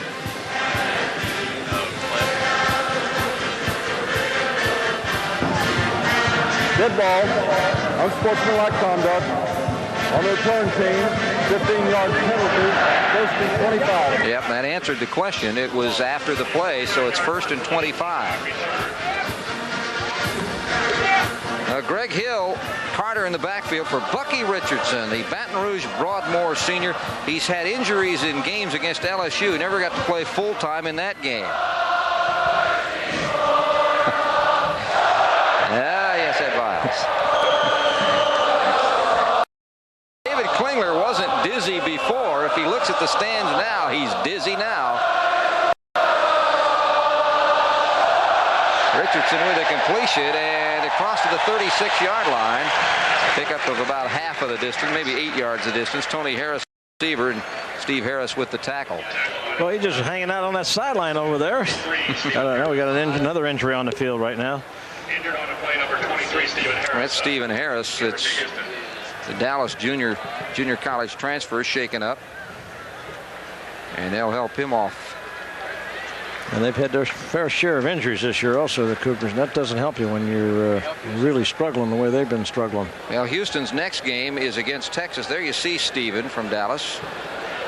That'll be at home in the Dome. Then they go to Rice, which is not exactly a long trip, at Texas Christian on the 23rd, and finish up at home against Texas Tech. John Brown will be in at that cornerback spot. They're both filling in for the injured Jerry Parks. 2nd down, 14. Play action. Nobody there. Well, a little miscommunication between the receiver and Bucky. The receiver went to the inside. Bucky thought he was going to the outside. Sam Faida was the man putting some pressure on. It'll be 3rd and 14. I don't think there's any question that while right now it appears the Aggies are in command of the football game, they have to not be happy with the way the offense has performed. They have not exactly run a lot of drives off, taken a lot of time off the clock. They still had 218 yards at halftime, so that's kind of a tough deal. Yeah. That one was incomplete. That was at the feet of Tony Harrison. And it will be 4th down, and the Houston Cougars are going to get the football back. This has to concern. Those last 2 passes weren't too impressive, were they? No, it looks like there's a range factor with Bucky. He can go deep if it's one of those fly type patterns, but those wide shots that are too deep, maybe it's a little tough there. That's a tough pass for anybody. Batiste and Harris are back. He has a tendency sometimes to throw those off balance rather than getting his feet set and really delivering it. Batiste has replaced Harris, I should say, and Batiste takes it at the 15. Nobody but purple shirts, or maroon to be exact. They're at the 20-yard line. He says, "Where are my blockers?" Chris Crooms and Ramsey Bradbury were there instead. Batiste, a freshman from Ball High School, said, "Hey, I'm by myself back here. Where are my friends?" Let's take a look at the Cougar upcoming schedule. We alluded to some of these. November 9th, which will be their next outing. And it'll be Texas in the Astrodome. Then they go to Rice. That's been a real tough game for the Cougars the last couple of years. They've won them both, but it's been real tough. Then at TCU, that one has been a real show. And then Texas Tech closing up the season. Well, TCU getting beat by Baylor today. Helps the Aggies in their quest. Fake, and Klingler's got a little bit of running room, and he runs out of bounds short of the first down. In fact, he tripped on the marker there. Quentin Coriat. That was a good fake because the Aggies did tackle everybody except Klingler. Quarterback pressure put on by Teichelman, but yeah, that's that counter action, play action that they ran earlier in the ball game where he comes out to the left looking for somebody downfield. Good coverage by the Aggie secondary. Klingler now said, "I've been hit enough. I'm going to run for my life and get out of bounds and pick up what I can pick up." Well, he got about 8, 2nd down and 2. But again, the Cougars have completely abandoned the running game. And when you don't have a running game, all the defensive folks say, "Go get the quarterback." They tried the running game, and the flag is thrown, and that may be a face mask, is Ed Biles' prediction. He's got the first down if it's not a face mask on the offense. You think the defense grabbed in there, Ed? I would think that'll be a defensive. The way that came in there and where the play was at, I would think that'd be a defensive face mask penalty. Yeah, you think right. That'll be a first down. They got the first down on the ground anyway. They'll just get a few extra yards if they take the penalty. Either Buckley or Henry. One of them was in there trying to make the tackle. I think they just have to run the ball a little bit, Greg, to make at least those defensive linemen think that they will run the ball. You just can't allow them to just say, "Hey, we don't have to think about the running game." The defensive linemen just tee off, and it's tough enough pass blocking against good football players when you know that they don't have any threat of a run. Wow, what a long day that makes for those offensive linemen. Penalties are pretty even. Scoreboard is Texas A&M's 21-3. We've got 11:55 to go in the 3rd quarter. First down for Houston.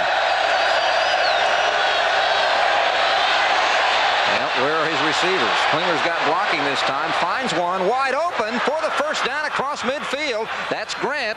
Marcus Grant, the junior from Dallas.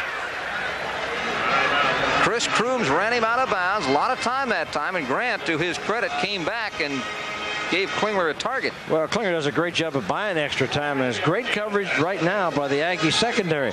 Now he's going to be still looking, wants to deliver the ball. That's a great job by David of buying extra time, working around, and y'all have to give Grant a lot of credit. He continued to work to get open. At the 44-yard line, 43-yard line, it's a first down. Marcus Grant has caught 4 in this game.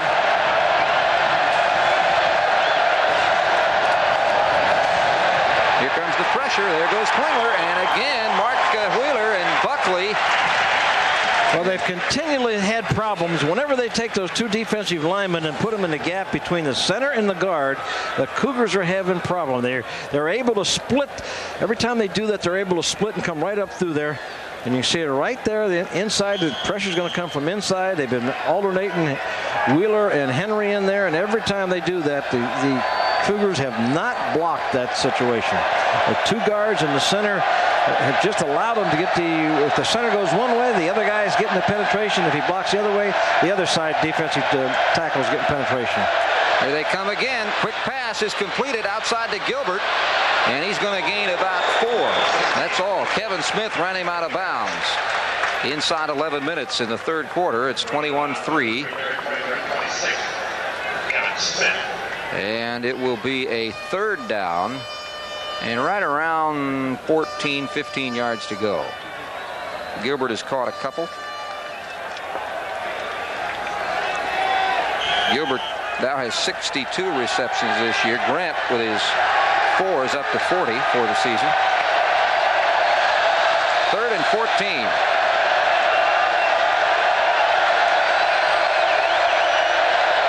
Here comes Buckley.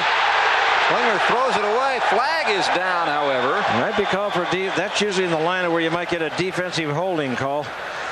That could be a big break for the Cougars, but again, Klingler just getting pounded. Well, Buckley is coming. I'll tell you what, I think at this point they ought to put the other quarterback in and see whether he can scramble around and run a little bit.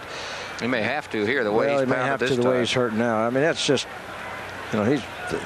he's tough. Boy, is he tough. I tell you, you're not going to see a guy with any more determination, any more wanting to help his team than this young man. Douglas is taking snaps. It's going to be a hold, and it's going to be, as Ed guessed, on the offense, or defense, rather. Here comes Buckley from the backside, and David feels that, and he still tries to hang in there. And, you're up in the air, and you get bodies coming down on top of you. And Douglas is in the game.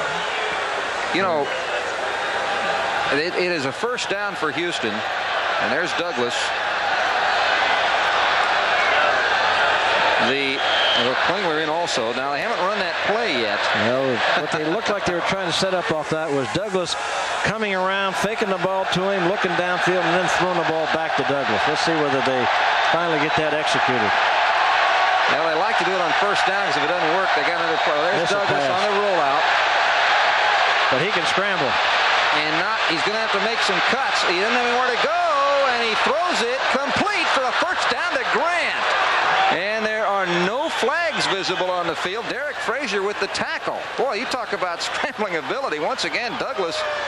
Those of you who may have seen the highlights of last night's game. Mark Wheeler is down again. He had appeared to have some rib problems earlier. Here's the play, though. Now, this was designed to be a pass all the way downfield. Now, he does a great job of scrambling and buying time and trying to get somebody open. He brings it down and now still gets it up in the air. And again, the one receiver who's done a good job for the Cougars in these scramble situation is Marcus Grant. He continues to work to get open. He's the one receiver that does that. We'll take a break while Wheeler comes off the field. It is 21-3, 10:33 to go in period 3.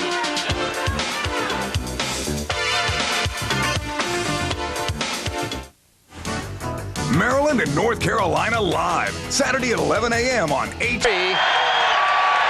As we have 10:21 to go in the third quarter, Houston moving. Donald Douglas is in along with Klingler again. And the Aggie crowd comes to life now, though.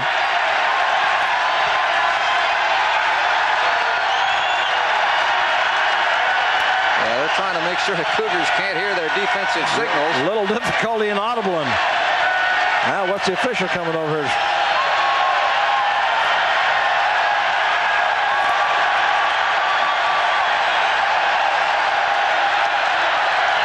Don't tell me he's going to tell the crowd to be quiet. Wait a minute. That won't work. That ain't going to work. Either that or got a problem with the clock, maybe.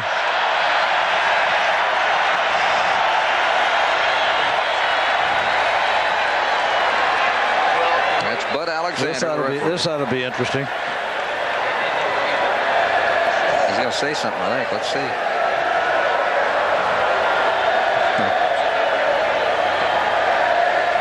He didn't want to do it over the PA system. Maybe clock. He's looking toward the clock. Clock reads 10 minutes and 13 seconds. With a 21-3 Aggie lead. We're in the third quarter.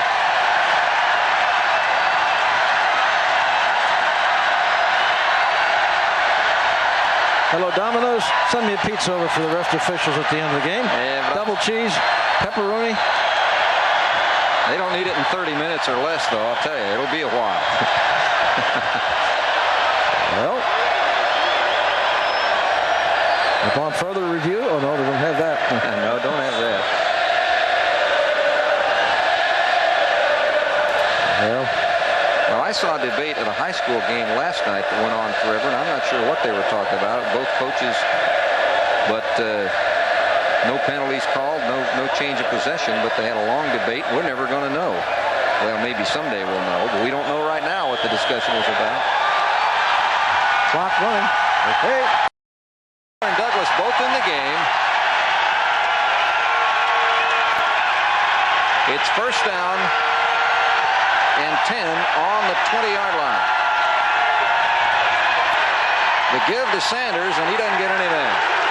He is stacked up right there. Adams was one of those in on the tackle. Sam, of course, son of the great offensive lineman in pro football. 69 for the Cougars is Jerry Tate. Changed jerseys. Today's ball game, in case you wonder who 69 is. Yeah, he changed numbers for this one. It is second down and 10.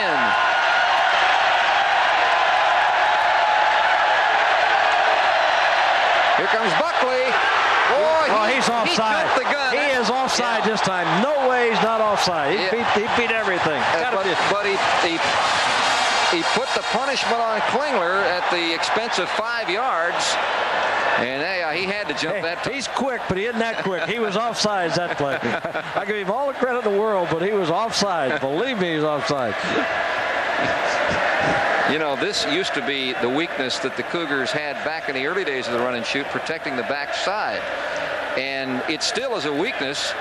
Certainly with the Aggies coming at you, they've had a number of linebackers that have really taken advantage of that backside. There's no one there to block. The running back, you saw number 31 in the front of the screen. David said, you're getting there before I'm even getting sprinting out to that right. It's second and 5 from the 15. Clock running, 9 minutes and 9 seconds. There's Buckley. Now the blocking back is on his side.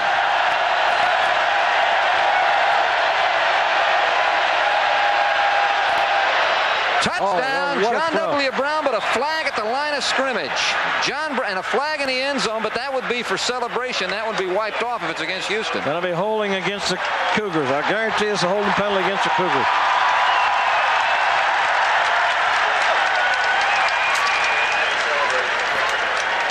Celebration with penalty be wiped off. Yeah, because it won't matter. There's nothing to celebrate. It never happened if the play doesn't happen, if they move it back. Well, both penalties would be against the Cougars, but I'm sure they'll take the holding penalty.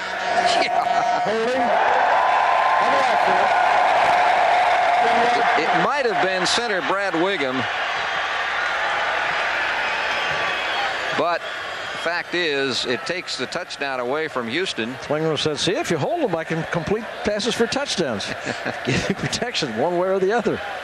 Just edit those highlight tapes without the flags in them, and no one will know the difference. Well, they're moving it back. Let's see if we can catch it.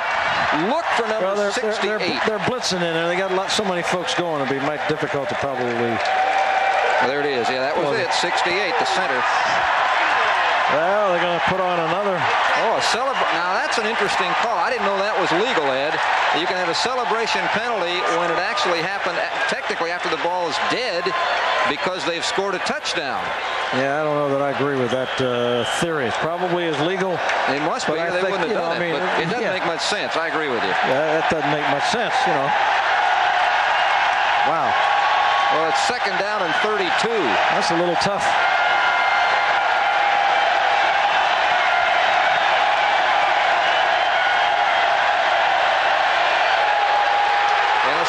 The ball is loose, but he was down. I think he's going to call him down. Klingler back to about the 46. Quentin Coriat, number 44, with the sack.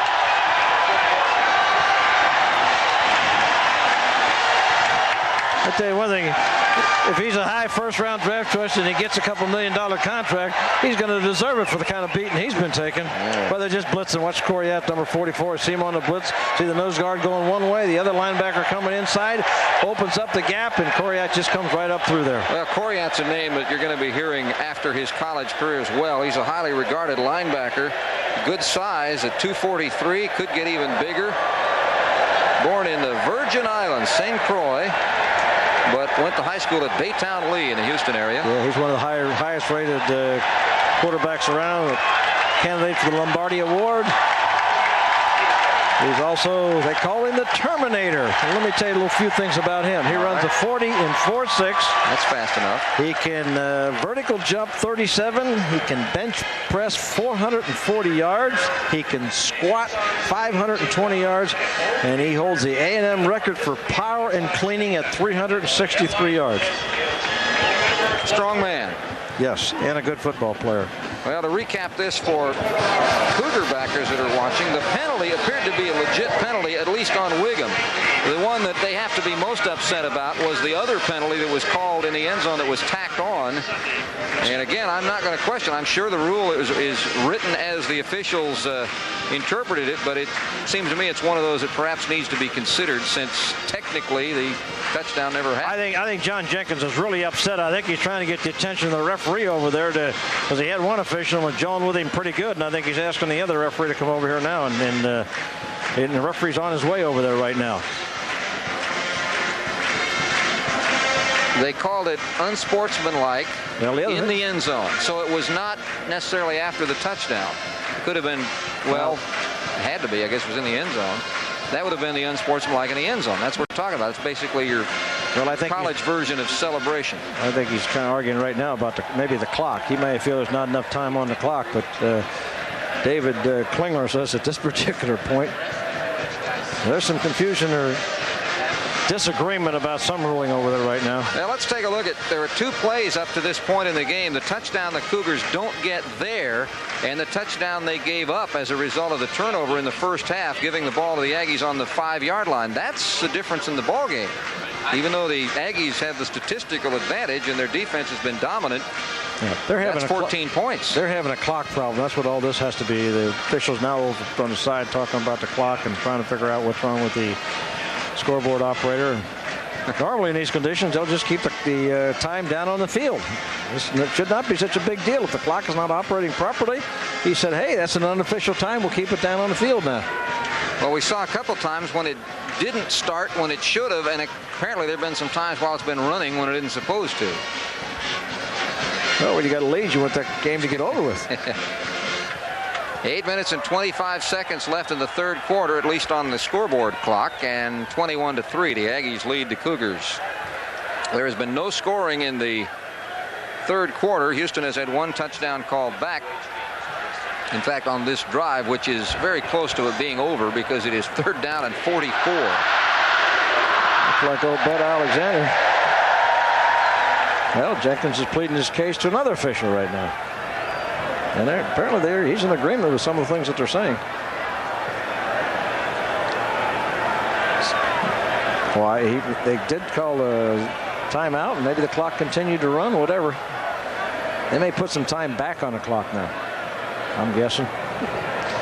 Maybe they're just changing their order of the pizza. Well, whatever it is, it's taking too long to get accomplished. I mean, there's no reason for him to take this long. If there should be time put back on the clock, he should walk over and say, put time on the clock. If the clock's messed up, they should be keeping time on the field. Let's take a look at some of the other scores around the Southwest Conference. There's the big one, Baylor, 26-9 over TCU. And those of you watching live, those of you that aren't, know by now that SMU had a lot of trouble with Texas today.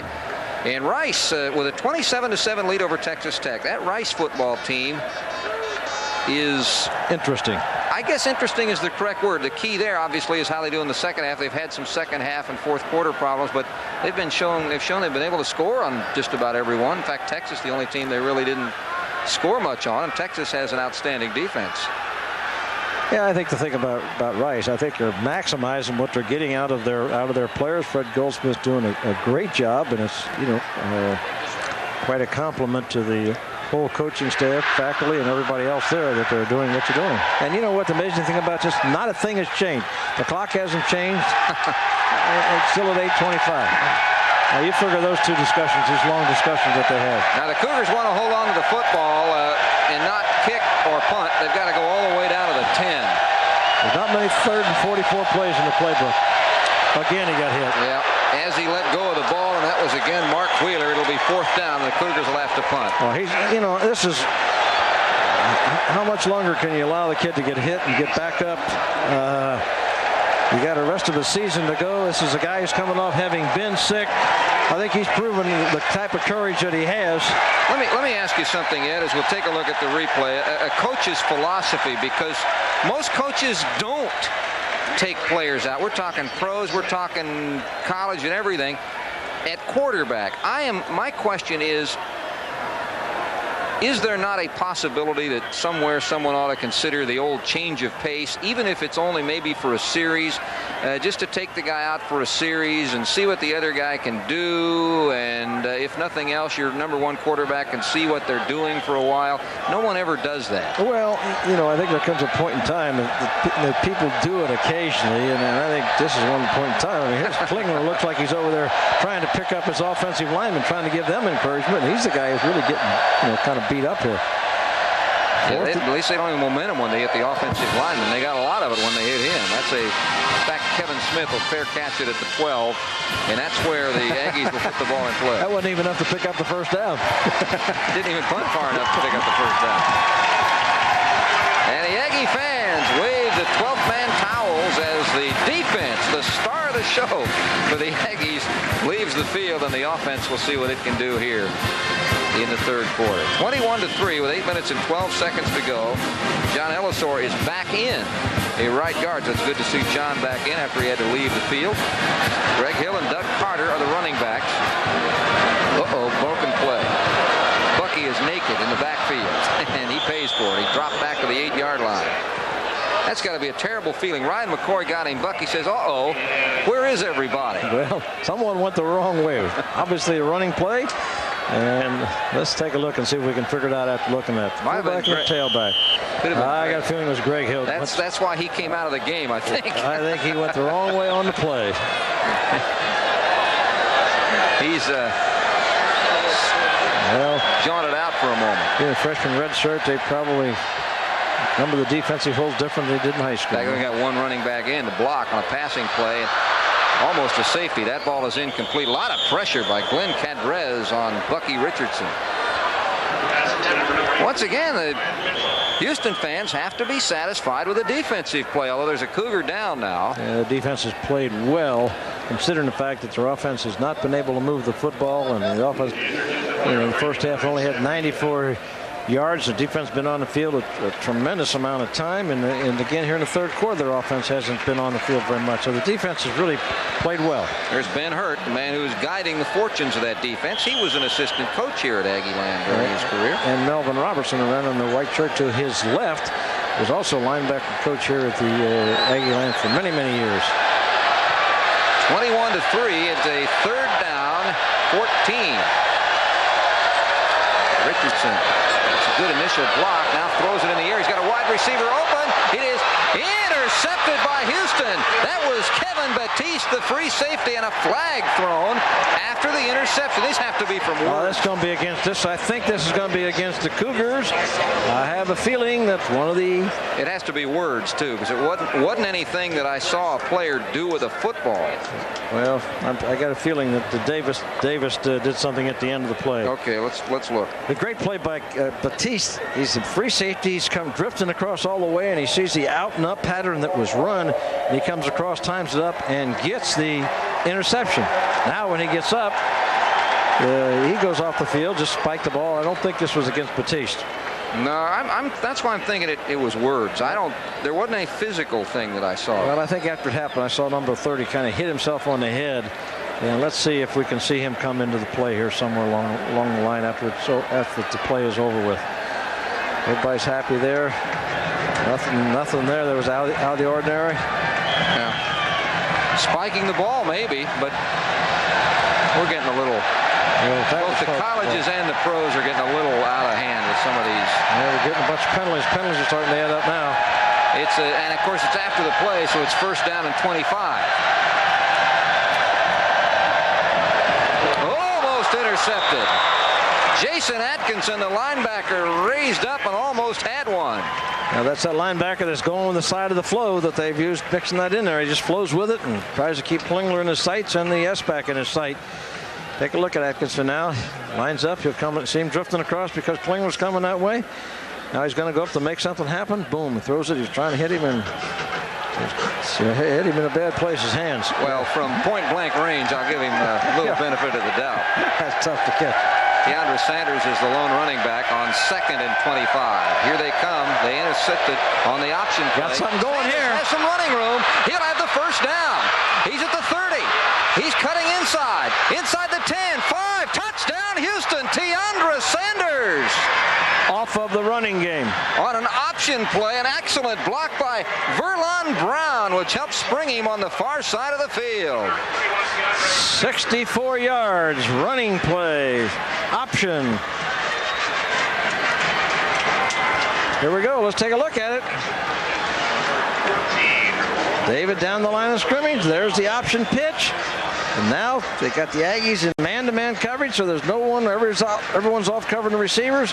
And Sanders right now from the 20-yard line does a great job. Look at this. I'm going to tell you dragging him. Coming out of high school, Corpus Christi, he was a tremendous player. I thought he was going to be a great running back. He dragged Kerry Vince at the extra point is good, but there's a flag. And we'll wait and see. Well, that was the longest run of the year and forever for Deandre Sanders in college. No, we did not. And let's see if it's going to be against, looks like it's going to be against the Aggies or put on the, maybe offside. Well, they'll decline it as far as on the extra point, maybe, unless they want to decide they're going to try to go for 2, a little closer to the goal line. This would make it 21-10. I don't see it. Well, it's 3 field goals to tie it then, but that's defense, half the distance penalty. They repeat the try. Yeah, looks like they may go for 2. Well, it's obviously going for 2 now. They wouldn't bother retrying it.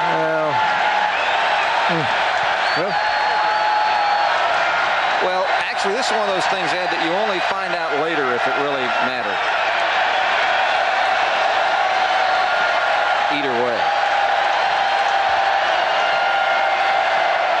Kind of hard to run against this Aggie defense. Shove inside, and I think they got it. I think they got it. I think Deandre Sanders carried it in, and they haven't made a motion yet. Maybe they didn't. He may have crawled in. Let's see. He got it. 2-point conversion, Deandre Sanders. So Sanders gets a 64-yard touchdown run and a 1.5-yard extra point. And that makes it 21-11. Jason Youngblood with a good block. Let's leave him. He's shown some power, Deandre is. Well, there was the debate whether he had the ball. Well, he's 215-pounder. Across the end zone, but he did. And we'll take a break before the kickoff with 7:04 to go in the third quarter. It's a game now. The Aggies 21, the Cougars 11.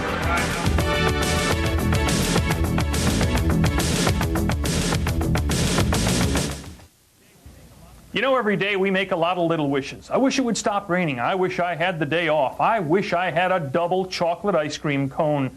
But there are some kids in North Texas with life-threatening illnesses who have some big wishes. And there's a foundation to grant them, the Make-A-Wish Foundation of North Texas. But filling wishes takes money. So for the 2nd year in a row, we're having the Norm Hitzges Celebrity Golf Tournament. Right now, we're looking for corporate sponsors. I wish you'd call. An exciting level of affordable luxury. The all-new Ford Crown Victoria. Totally redesigned for '92. Its high-tech features combined with comfort for 6 adults. State-of-the-art speed-sensitive steering makes the Crown Victoria more responsive. Advanced anti-lock brakes and airbags make it safer. And now during the National Test Drive, special cash incentives make Crown Victoria more affordable. Drive one today at your Houston area Ford dealer.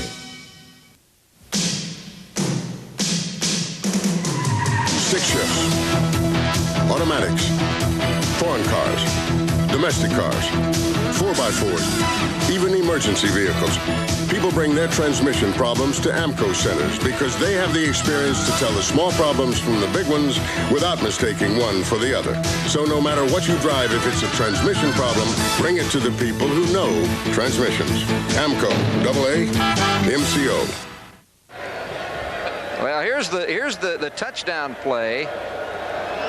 Tiandra sent on an option, a running play that Ed was calling for. Both linebackers, they catch everybody in a blitz here. So then the defensive backs have to be in man-to-man. So that's really one of the only block he got right there was a good block. But now there's no one within 30 yards of him until he gets down to about the 20-yard line, maybe even down to the 10-yard line, when the people had to come off from recovering the receivers. And of course, Sanders does a good job of taking to the end of the end zone. Berlin Brown got the one block that he needed there. See, one of the things that happens, you either try to, against a team that's blitzing a lot, you want to run a quick trap right up the middle, or if you split it, you go to the end zone, or if you can get something quick to the outside, you've got all the linebackers and the defensive linemen caught to the inside, and with any kind of running speed, well, you can, pick up some long gainers that way. There's Tiandra, Greg Hill, and Randy Simmons back. The scoring drive only took 16 seconds, 49 yards. Now you wonder, wow, 64 yards on a 49 drive. Don't forget they lost 15 yards on a penalty, so the drive actually started that far. This is Greg Hill at the 5. And the sideline runs him out of bounds, and it's at the 20-yard line. That's where Texas A&M will put the ball in play.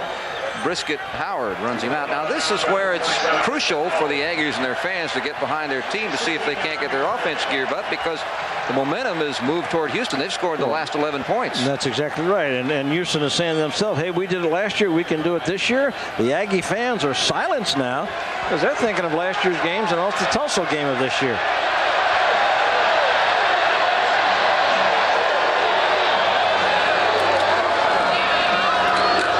Short carry, about 3 or 4, but nice power. Bevel brings down Carter. And that's not a bad first down play, picking up about 4. Carter, the running back, came into the game averaging 7.5 per carry, but not a whole lot of carries. The average has dropped here. Hill's been the... I think this key drive right now for the Aggies in this game. And this may be the key play. Second down and 6. Another stop. Only a couple-yard gain. They're down to third down again. Linton Weatherspoon on Hill. Now that's kind of an easy play for the backers to recognize. Greg Hill was kind of cheated out, and he comes back on a long way to go to get to the hole. It's a very slow developing type play. It's going to be third and a long 4. They have to get to the 31-yard line. Again, this is a passing formation right now with the split backs. Brian Mitchell is wide left. Richardson straight drop back. Bobble. Intercepted. It may have been intercepted. It was Houston football. Eric Blunt with the interception. Eric Blunt and the Cougars are making the Aggies think, could this be deja vu? Back-to-back interceptions the last 2 times.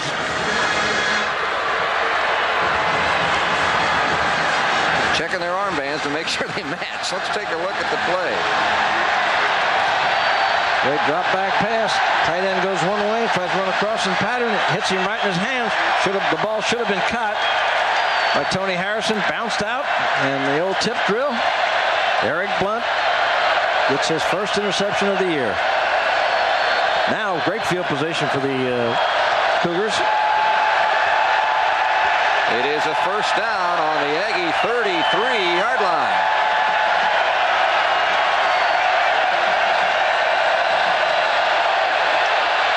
The floater to the corner, short, intercepted by the Aggies. A bad pass by Klingler. He left it short. It was intended for John Brown 3, and the Aggies get the football back. Kerry Vincent, I believe, made the interception down there, didn't he? I guess it was Kerry Vincent. 19, Kerry, who was carried across the end zone on that touchdown run, got great position on John Brown 3 on a short pass. Again, Klingler throwing on the move. Well, he's throwing on the move. He's throwing to his left, and it's very difficult to get anything on the football doing it that way. He's developing into some, because of all the pressure, I think he's developing into some bad habits. He's coming out here to the left off the faking the counter play. But see, they haven't made that play go, so there's no reason for the Aggies secondary to respect that running play because they have not made that running play go. Just take a look at his throwing motion. He's coming out to his left now. He's going to have to throw across his body. His body's wide open. You see, he doesn't get himself in any kind of position, and you can't get much on the ball when you throw that way. There may have been a fumble on this. No, just a stack up at the line of scrimmage. No gain again. Again, the Houston defense holds the running game intact. James Bevel leading the charge. And also Linton Weatherspoon. Weatherspoon, the son, no, not quite, the younger brother of Chuck. A great running back the Cougars had. Buggy Richardson looks for guidance from the sideline. He's 5 for 8 in the first half. As you can see, the second half has not been so productive. 5 minutes to go in the third quarter. Second and roughly 10. A long third quarter.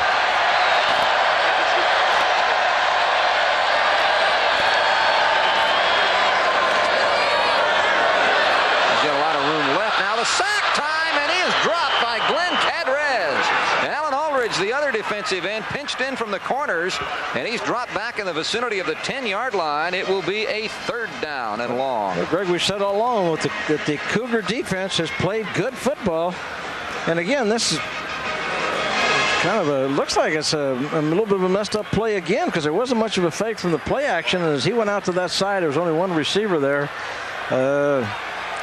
Looks like maybe the Aggies outthinking themselves a little bit here. We're trying to come up with some things different than what they did earlier in the football game, and this is what cost them the Tulsa ball game and hurt them against Houston last year. 3rd and 19. Shovel pass inside, running room, but not enough for Hill as he stopped at about the 19-yard line. It'll be 4th down. Ryan McCoy making the stop. Pickup of about 9, but they needed 17. They needed more than that. Nigel Ventris with the tackle. And they still need 11, so it's 4th down. Steve Harris will drop back and try to take the punt. He should have pretty decent field position. The wind is still in the punter's face. There's Harris. He has had one fumble on a punt return. Davis gets it away at the 38. Not much more as he's stacked up there at the 42. Ramsey Bradbury, the first to get to it, number 8. But the Cougars will start off again with good field position. They're going to be up above their own 40-yard line. Well, the thing that the Aggies are doing with their own defense, which is giving the Cougars all these opportunities, is the Aggies cannot control the football.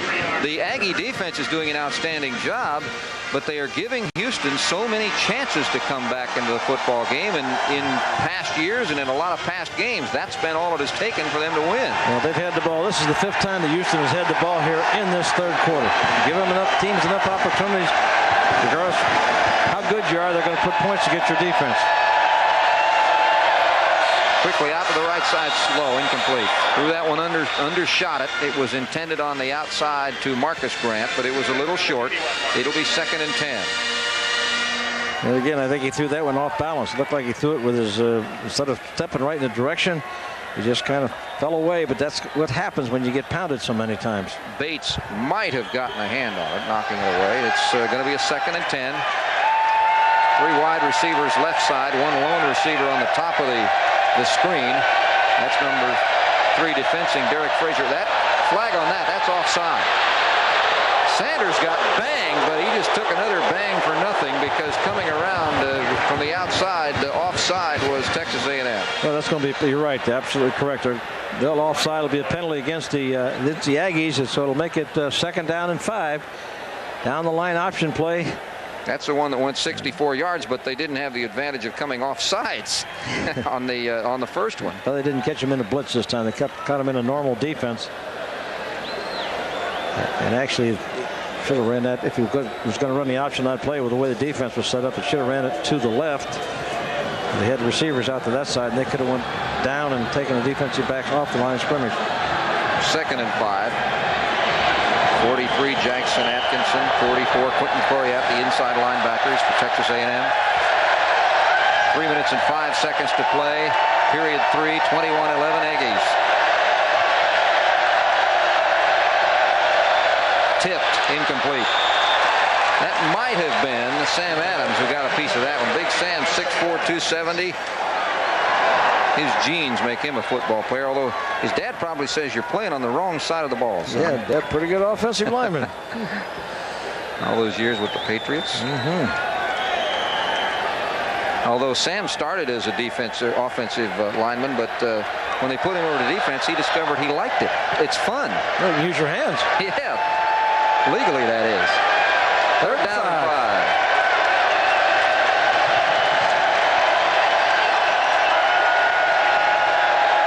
They're coming after him. Well, the center ball wasn't snapped. This would have to be an illegal motion, I believe, against the Cougars. England and Wheeler came through, but it looked like line movement.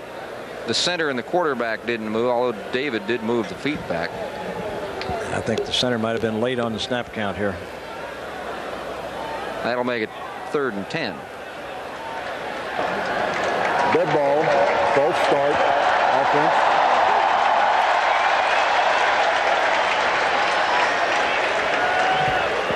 You know, when people down in there with those getting ready to blitz. The quarterback pulled out. Quarterback man pulled out. I think he was anticipating the snap, and the snap just didn't get there. 3rd down and 10.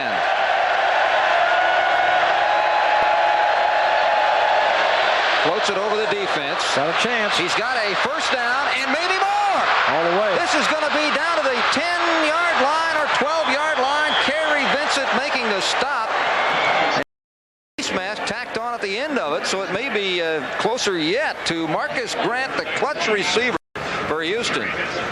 That's a screen. Watch him come back and use the blockers. Fakes one side. You see the lineman moving out there. Now watch him come back and come underneath those blockers right now, right there. I was a little bit surprised here. He didn't turn to go to his right and try to, well, I think the angle from up here as the play developed looked like it's a little different to that.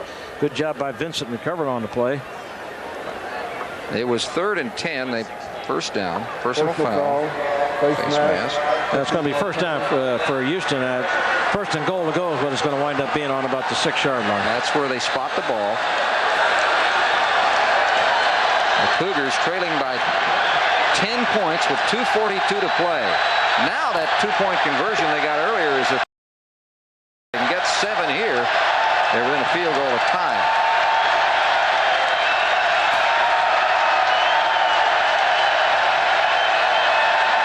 The Aggie fans waving the towels say, you aren't going to get into our end zone. He's got a good play going here. Klingler may be able to run it in. Klingler is stopped at the 3. Looked like he decided not to challenge the defense to get that extra yardage. Quentin Coriat ran him out. Well, he was in. Well, that's exactly right. He was anticipating that lineman would lead him, and if that lineman had made the lead block for him, watch him as he gets out here right now. Now he's anticipating the lineman that would have turned and blocked in front of him. He may have taken it in the end zone, but he picks up a couple yards on the play. 2nd and goal from the 3. Verlon Brown and Marcus Grant wide to the top of the screen. 2 wideouts near side. Sanders with the carry. Touchdown, Houston. Sanders with his 2nd touchdown. And Houston closes the gap to 21-17 with the extra point coming. And Anderson will come in and kick it. And the Cougar band is reveling in this comeback. And the Aggie faithful have to be concerned. Well, they score on a running play. Right straight ahead, right up the middle. Trap play. Good job by Tate coming across to make the trap block to open up the hole. Mix that running game in there a little bit. Good things happen. 137. Here's Anderson with the kick. It is good. His consecutive success string continues. And with 1:37 to play, folks, we have a 3-point game. Tiandra Sanders with his 2nd touchdown. His first one 64 yards on an option play. His 2nd on a 3-yard run. This is 1:37 in the 3rd quarter. Yes, only the 3rd quarter. Houston trailed 21-0, but has scored the last 18 points. Oh, they do an excellent job on this trap play that they ran for the touchdown. Take a look at the left guard. See him pulling across there? Boom, he cuts across, gets the key block. Sanders cuts right off of his hip, takes it in the end zone. I could have gotten a face mask on that one, too. It sure was. Sure was. See if we can see the job that Wiggum, the center, does. Blocking back to the backside. And a good job by Wiggum of taking the backside block. And a good job by number 70, Darryl Clapp, of getting down on the linebacker. The Cougars, I have to laugh because they're all fired up and they're down there trying to get the crowd fired up, and there ain't crowd for them. Well, they're a little bit down around the 10-yard line. And some red in that 10, 15, 20-yard line area. There are a few people around the Cougar band, but this is Aggie land. Well, Cliff Grosse is back. He's one of them back to return this kickoff, and again, a fortunate kickoff opportunity for Houston because the wind is with the kicker. 2 turnovers for the Aggies this quarter, 2 interceptions. And the wind with them, and that means there won't be that one. Field goal. That would have been a field goal from what, 75 yards? 75-yard field goal. He kicked it from the 35, and it went through. He knows it. He's happy. I'm sure that's what he was trying to do. He says, just give me enough of a run-up, and I can boot that sucker. Yeah, that fires your football team up a little bit, too. Everything going the Cougars' way right now. And it's on the 20-yard line. Again, the Aggies have to see some offense. There has been virtually none for Texas A&M in the second half. They've had no drives to speak of. Richardson on the swing back to Hill. Hill gets an opening, and he gets a good yardage, about 8 or 9 yards. Well, that's what they're going to have to go to. Go with the sweeps, get the ball to Hill on the outside. And I would think that probably puts him up the career freshman rushing record here. He now holds it, I would think. Yeah, that's going to be almost 10. That'll be credited as 9 right there. Toss sweep. Tosses the ball to him.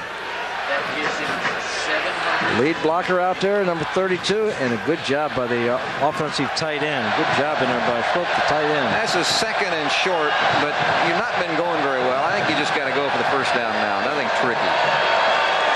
And that's what they're going to do. Nothing tricky. First down and more across the 35. Tyrone Davis and Ventress bringing down Doug Carter. You know, that's one of those plays that the reason I'm bringing that up is 2nd and 6 inches like that. If you're doing well, if you're going fairly well, you might try something figuring, well, you're going to pick up the first down. But right now, they need a drive. They don't want to mess around. Or if you're also in a different field position. If you're in their territory down around the 30, 35-yard line, sometimes that's a good time to gamble. But right now, the Aggies got to get the ball in Hill's hand and run him to the outside and see if they can get something going offensively. Aggies will get the wind in 44 seconds. That's how much is left. Little quarterback drawn out. Look out. On the option. Here's Hill. Outside across midfield to the 46-yard line. Well, this is exactly what the Aggies have to do. John Brown running him out. They got to get the ball in Hill's hands with just a little bit of daylight. Get his hands onto the outside, I think, is where the success is going to come. Cougars are kind of packed down in there awful tight. Good job by Richardson with the option. Now he gets the corner and no place for him to go except get out of bounds. Cadrez was the guy that made sure he stayed out of bounds. 36 seconds. And now Houston calls a timeout. Of course, it's not much of a chance they're going to. 36. The wind is going to be a factor on first down. Only 36 seconds left. I'm not quite sure why they took that timeout, unless it is to make sure that they probably anticipate making some adjustments for these outside plays right now. Yeah, I think probably they got a call from upstairs saying, "Okay, you better bring them over. We got to do something about this." Well, they were kind of bunched in a little bit, stopping that I formation straight ahead stuff. And I think you'll find them loosen up a little bit. Hope you've enjoyed it. This has been, up to this point, a great football game, although it early on looked like it might be a rout. The Aggies scoring the first 21 points, 21-3 at the half, 14-0 in the first quarter. But then Houston has scored 15 points in the third quarter, and the Aggies have not scored at all, and we've got a 21-18 football game with a quarter and 36 seconds to play. Amazing, this third quarter. This is the 11th possession in this third quarter. Houston headed 5 possessions, and the Aggies headed 6 possessions. I don't know what happened to my weather front. It didn't get here. Didn't make it. And it has stayed a nice day. Actually, with the little overcast, it's made for good pictures on the television because we haven't any shadows. And it's just a nice look, and we've had a nice game so far to go with it. 36 seconds to go in the third quarter. Bucky Richardson's team has a 1st and 10 on the Houston 47. I think Joe Chemis, our spotter, and Mike Manning, our statsman in the booth, helping us a great deal up to this point in the football game as Aggies send a man in motion, and the pitch goes to the money man. And Hill gets about 5. Fumble. Ball is loose, but the whistle may have blown. Let's see. Whistle blew. He was down.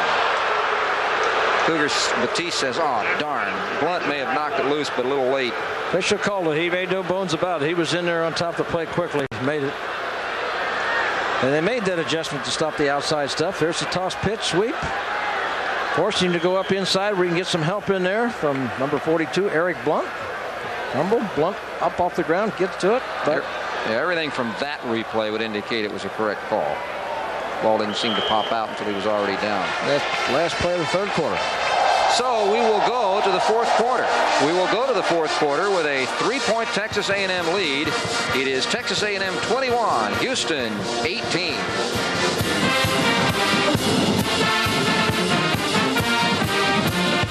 Greg, this is the 12th penalty now against the Aggies. They only had 4 of them in the first half. Now they've come out here the second half, and they've got 8 penalties in the second half of this football game. You can't have penalties and turnovers and win football games. And remember, against the offense, 15-yard penalty. Remember, Houston has lost a touchdown due to a penalty and has fumbled a football on its own 5. They still trail by 3 as it is, only 3. And statistically, the Aggies have the edge. And Houston playing on a little adrenaline now. They're smelling the chance to win a football game, so the tired factor may not be quite as big as it normally would be. Third down, 22. Now Bucky Richardson needs to hit on a long gainer.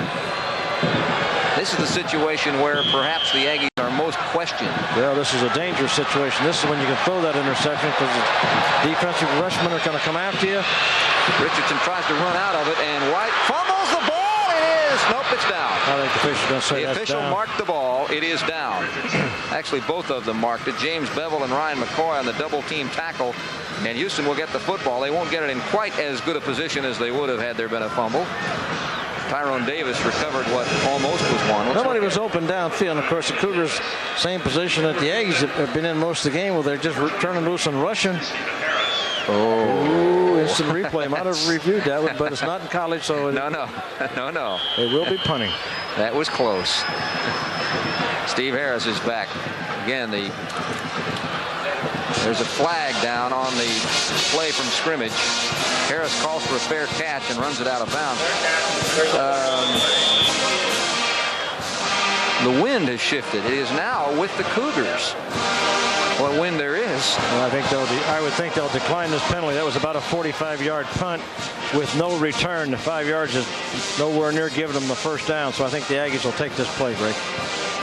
Noticing the flags, Ed, just a moment ago before he got the punt away, he no longer has an advantage. Well, it's kind of different. You look down this to the left side. It's swirling apparently around us. In fact, you look at a lot of the flags, they're going all different directions.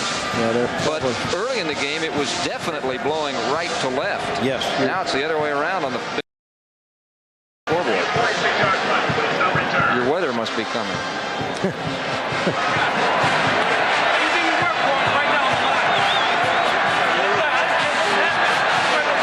The wind is turning around. It really is. You're absolutely correct.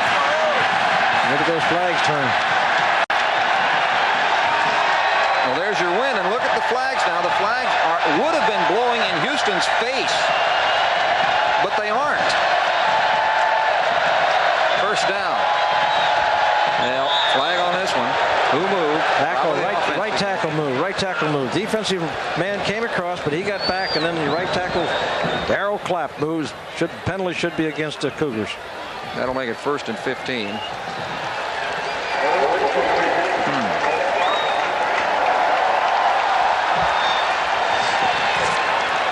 And you feel it getting a little cooler also. Amazing situation. It's the wind should have been against Houston in the fourth quarter because of the way it had been blowing for the first 3 quarters. It is not at this moment against them.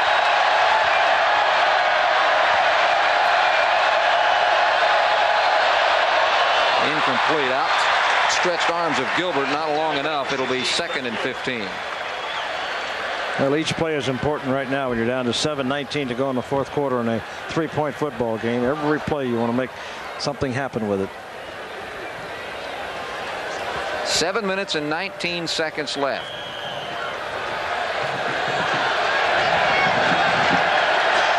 break for Houston with that wind shifting, though, Greg.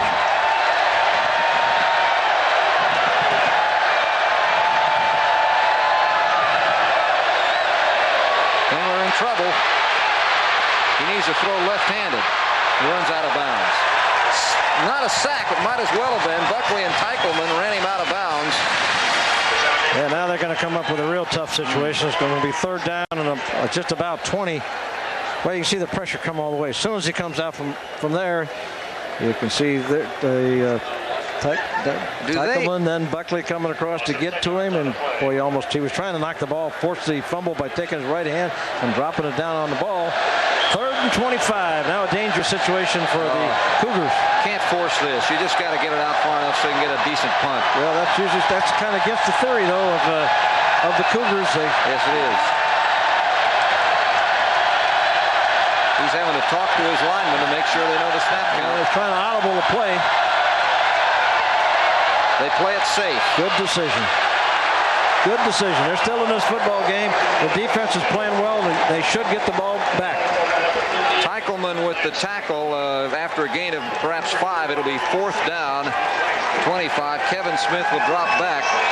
The wind will help the punter. Well, let's see whether he gets any kind of hang time on him. Langston is a good one. He's also a decathlete, one of the best in the Southwest Conference last spring. Get the kick away from about his own 5. High snap. Cuts it through the wind, not particularly long and low. Kevin Smith will get it at least to maybe not to midfield. Good block there. Now he's got a wing on the right side, and he runs out of bounds at the 47-yard line.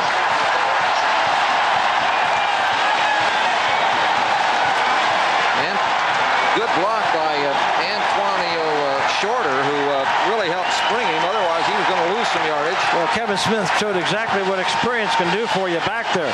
He set all this up, and he was setting up all in his mind because he knew he wanted to get the return to the right.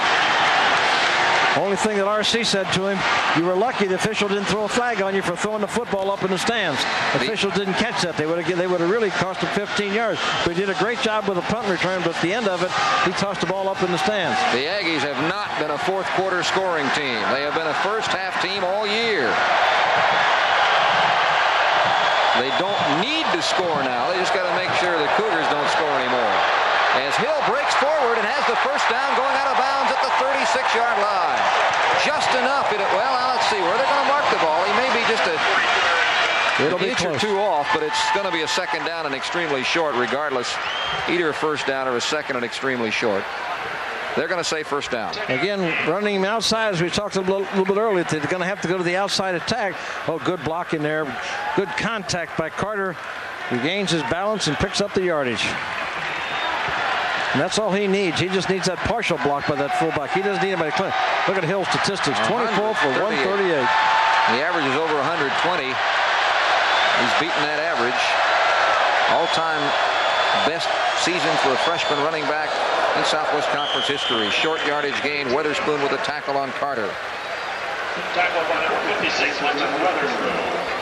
Again, a field goal, neither one of these coaches are thinking ties, so a field goal, what it does is at least it forces Houston to get 7, although that's what Houston would be going for anyway. That would put Houston in a position that a touchdown and an extra point could win the game for them. But a field goal wouldn't even tie it. And of course, right now the Aggies want to make sure they stay away from that. A tie for Houston doesn't make a whole lot of difference because they don't figure to be in the race anyway. And they don't get it. Only a couple yards on the keep by Richardson. It'll be 3rd down. Aldridge and Weatherspoon again doing the job on the tackle. They've had a good game, both of them. Well, they got a little bit of guessing situation when they run that option into the short sideline. They were probably anticipating that Cougars might be doing something to the wide side of the field, and there just wasn't anything there.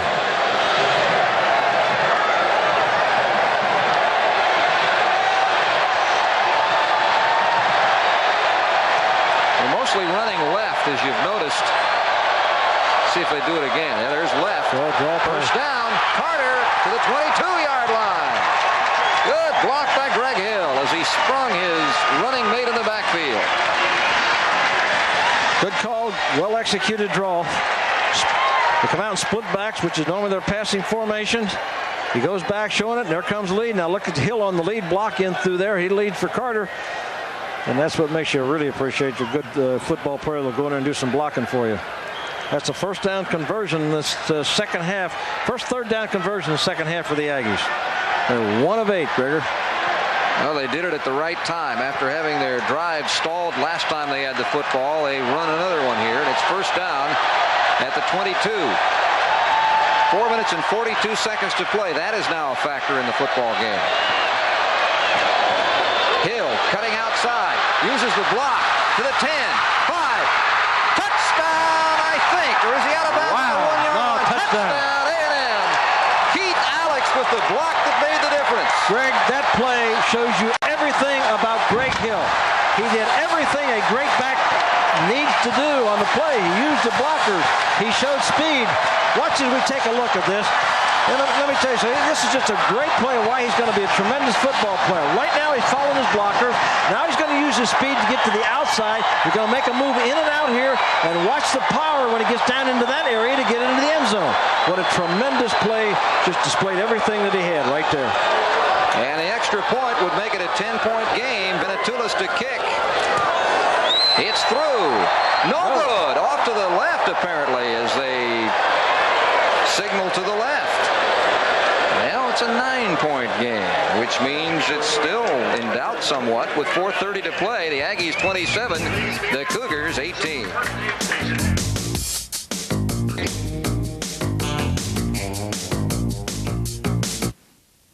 Whenever you have repair work done at home, you call a professional.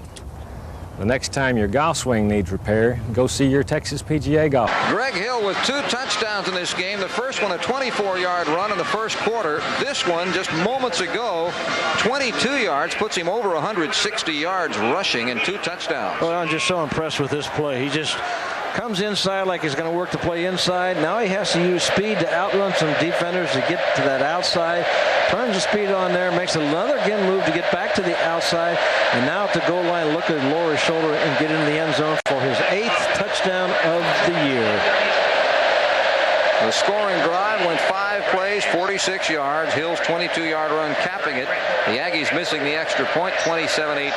Well, did they need that drive? Did the Aggies need that drive to keep their Southwest Conference hopes alive? Now Houston's in a situation and the short kick to keep them from a run back, but that's going to give them pretty good field position.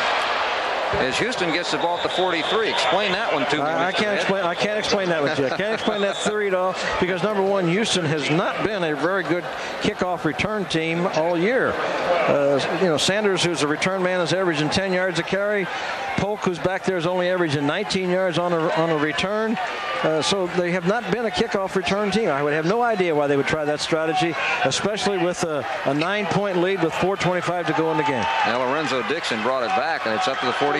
Now, unless the kicker was instructed to kick one of those crazy kicks that keeps rolling down through which he may have been able to do that. And that's what endears you to your offensive lineman when you realize that they did the work for you. They got to love this young man here. At least they did, a lot of it.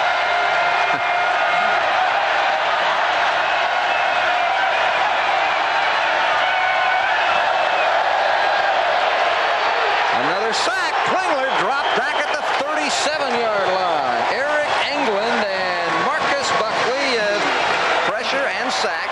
I hope no one ever tells me that David Klingler is not a very tough quarterback. Oh, my. You got to be made of steel. Oh. And especially coming off of what he came off of it being sick and out. And it's been that way for him. Except for the first game of the season, every game has been that way for him. 27-18.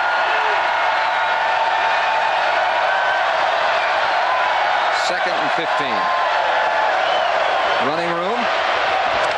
Tiandra Sanders gets about 7 of it or 8 of it back. Quentin Coriat with the tackle. It's going to be 3rd and 8. Ball at the 45-yard line.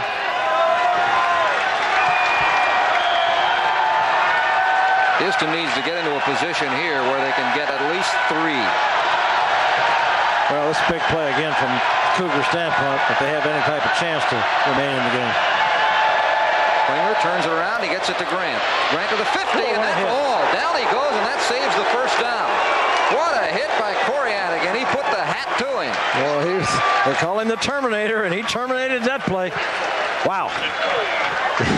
It'll be 4th and 3. And watch him come in here to make this tackle from the top of their screen. Right there. Wow. 240-pounder. Of course, Houston has to go for it with the clock ticking, 2 minutes and 42 seconds to play.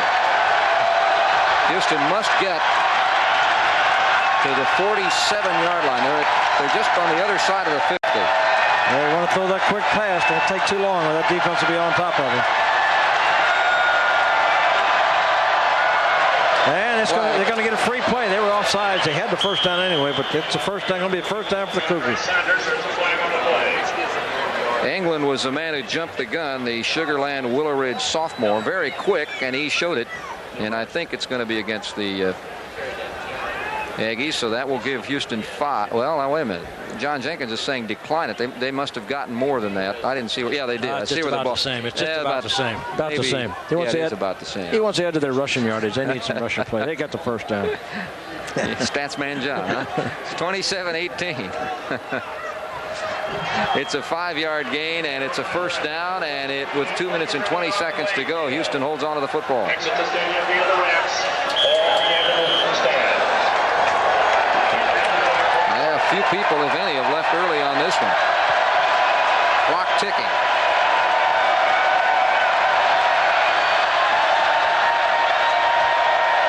Backside. Dump off pass to Sanders. Sanders to the 35, to the 30, inside the 30, and still struggling forward to the 25-yard line. First down, 15-yard pickup, 25-yard pickup. Check that. Derek Frazier finally making the stop. Sanders, who played a good deal as the backup last year to Chuck Witherspoon, but had not been playing a lot this year. Ostel Miles doing most of the running with Tommy Guy. And Sanders is by far having his greatest game as a collegian. And Klinger held on to that pass just as long as he possibly could before he threw the screen. He took a beating again, and he could have delivered that one earlier, but he really helped set the play up. Minute 47 to play. The ball is at the 25. Klingler goes to the outside man. Gilbert tries to find running room. There is none, but he gets out of bounds to stop the clock. Jason Atkinson ran him out. Freddie Gilbert, the transfer from UCLA by way of Huntsville, Texas. He'll roll out to the left, looking for Gilbert all the way. Hits him and makes a great attempt to run. And he decides, well, let's get over, see if I can get out of bounds to stop the clock. 2nd and 4, gain of 6 on the play.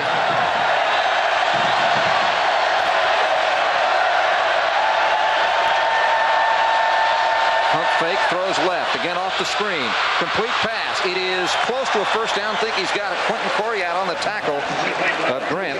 Or check that, John Brown 382. And Coriat's tackle is a little shy. It is a first down, so it will be 1st and 10 from the 14 for Houston with a minute 29 to play. Houston needs to score quickly and then, of course, try an onside kick, but they've got to score the points first. And they really need to get it in the end zone as soon as they can without forcing it. Klingler's making some adjustments to the line of scrimmage. Well, he's trying to call audibles. Tough to do. The give to Sanders, and he has nowhere to go, and he's stacked up for a loss, or no gain at worst. Coriat and Atkinson, the interior linebackers, and a timeout will be called by Houston. 27-18 with a minute 7 to play.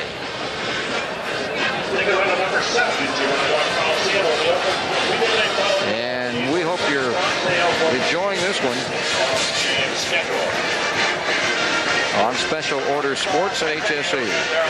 I think that's the last time out of Houston. They don't have any remaining now, Greg, so they need to get it in the end zone quick if they should have any opportunity to recover the onside kick. And I'll tell you what, talk about conditioning factor. The Aggies, who had to rush this passer, and I think that's probably about 45 passing attempts for David Klingler. When you line up as a defensive linebacker and you rush and rush and rush, sometimes you're dragging a little bit at this stage of the ball game. I think you're seeing that, a little bit of that with the Aggies defense right now. going to be some sore people. David Klingler is going to have some muscles that he didn't know he had. I think he knows he's had after the Miami game and the Illinois game. I think he knows that. Yeah, but he's had virtually 2 weeks without doing much working out either. Second down and 10. Sanders and Torrin Polk is in, number 33. Polk is in a receiver slot. Well, actually 2 running backs now. And the pitch on the end around. Here's Douglas. He's going to throw. He wants to throw. Nowhere to throw it. He runs out of bounds. Well, he didn't force it. There was nobody back. Well, he could have thrown it to Klingler back over on the far side of the field. Klingler down in the end zone by himself. I thought that's where he's going to go back with it. Once he rolled so far, though, Ed, that would have been too far a throw, wouldn't it? Yeah, probably would have been difficult for him to throw it all the way across the field. But Douglas kept looking out to the right, but Klingler, the quarterback, was eligible after he made that handoff. Okay, let me ask you here. 3rd down and long. They don't make it here. They've got to kick a field goal. That would be the smart thing to do. Because that way you've got a chance on the onside kick to get the ball back. That's exactly right. Because if it's too long, you know you're not going to get it, or your odds are very long. Way to go, Coach Gray. Well, let's see. But let's see how it goes. Hey, you've learned a lot of things down through the years. It must be from Ed. 3rd down and long. Klingler looks in, looking, and that hurt him. That knocked him back farther. Eric England with the sack. Another sack of Klingler. He really needed to get rid of the football. But they're not going to put their field goal unit in, and that's what they actually should be doing. Doesn't look like they're going to get the field goal group in there. Again, there's another sack, which is starting to mount up pretty good right now. Yeah, I agree with you, Ed. I think even though this is a longer field goal, you got to get 3 somewhere. He has got to get to the 5-yard line or it's going to be over. To the end zone. Intercepted. Kerry Vincent in the end zone. He's going to run it back. He's going to run it back. Well, he stepped out of bounds. They're saying he stepped out of bounds. Stepped out of bounds at about the 12. Klingler with a strong throw, but Greg, you were completely right in your analysis of what should have probably been done in that situation. You got a great field goal kicker. You need 3 points, which would have given you 21. The onside kick. Your opportunity to go with 4th down from that position on the field to try to put the ball in the end zone. The percentages is highly against it. Well, the Aggies come through with a big defensive play. Vincent with another big one. That's a couple for him in this game. And now the Aggies have just 22 seconds to run out the clock. 1 snap and it'll be over, but I'll tell you what. That's a fourth turnover for the Cougars. Fans have got to be happy with the football game they have seen today, especially neutral fans or Aggie fans, because it has been a good one. A lot of action. A lot of thrills. Houston didn't give up. Houston's defense played the entire game extremely strongly. And the Aggies came through when they had to. They mounted a couple of drives in the 4th quarter. They only scored 6 points in the second half, but those were the 6 that made the difference, really. 65, is that right? 65,812 is our attendance. And that's the ball game. That'll be the last snap.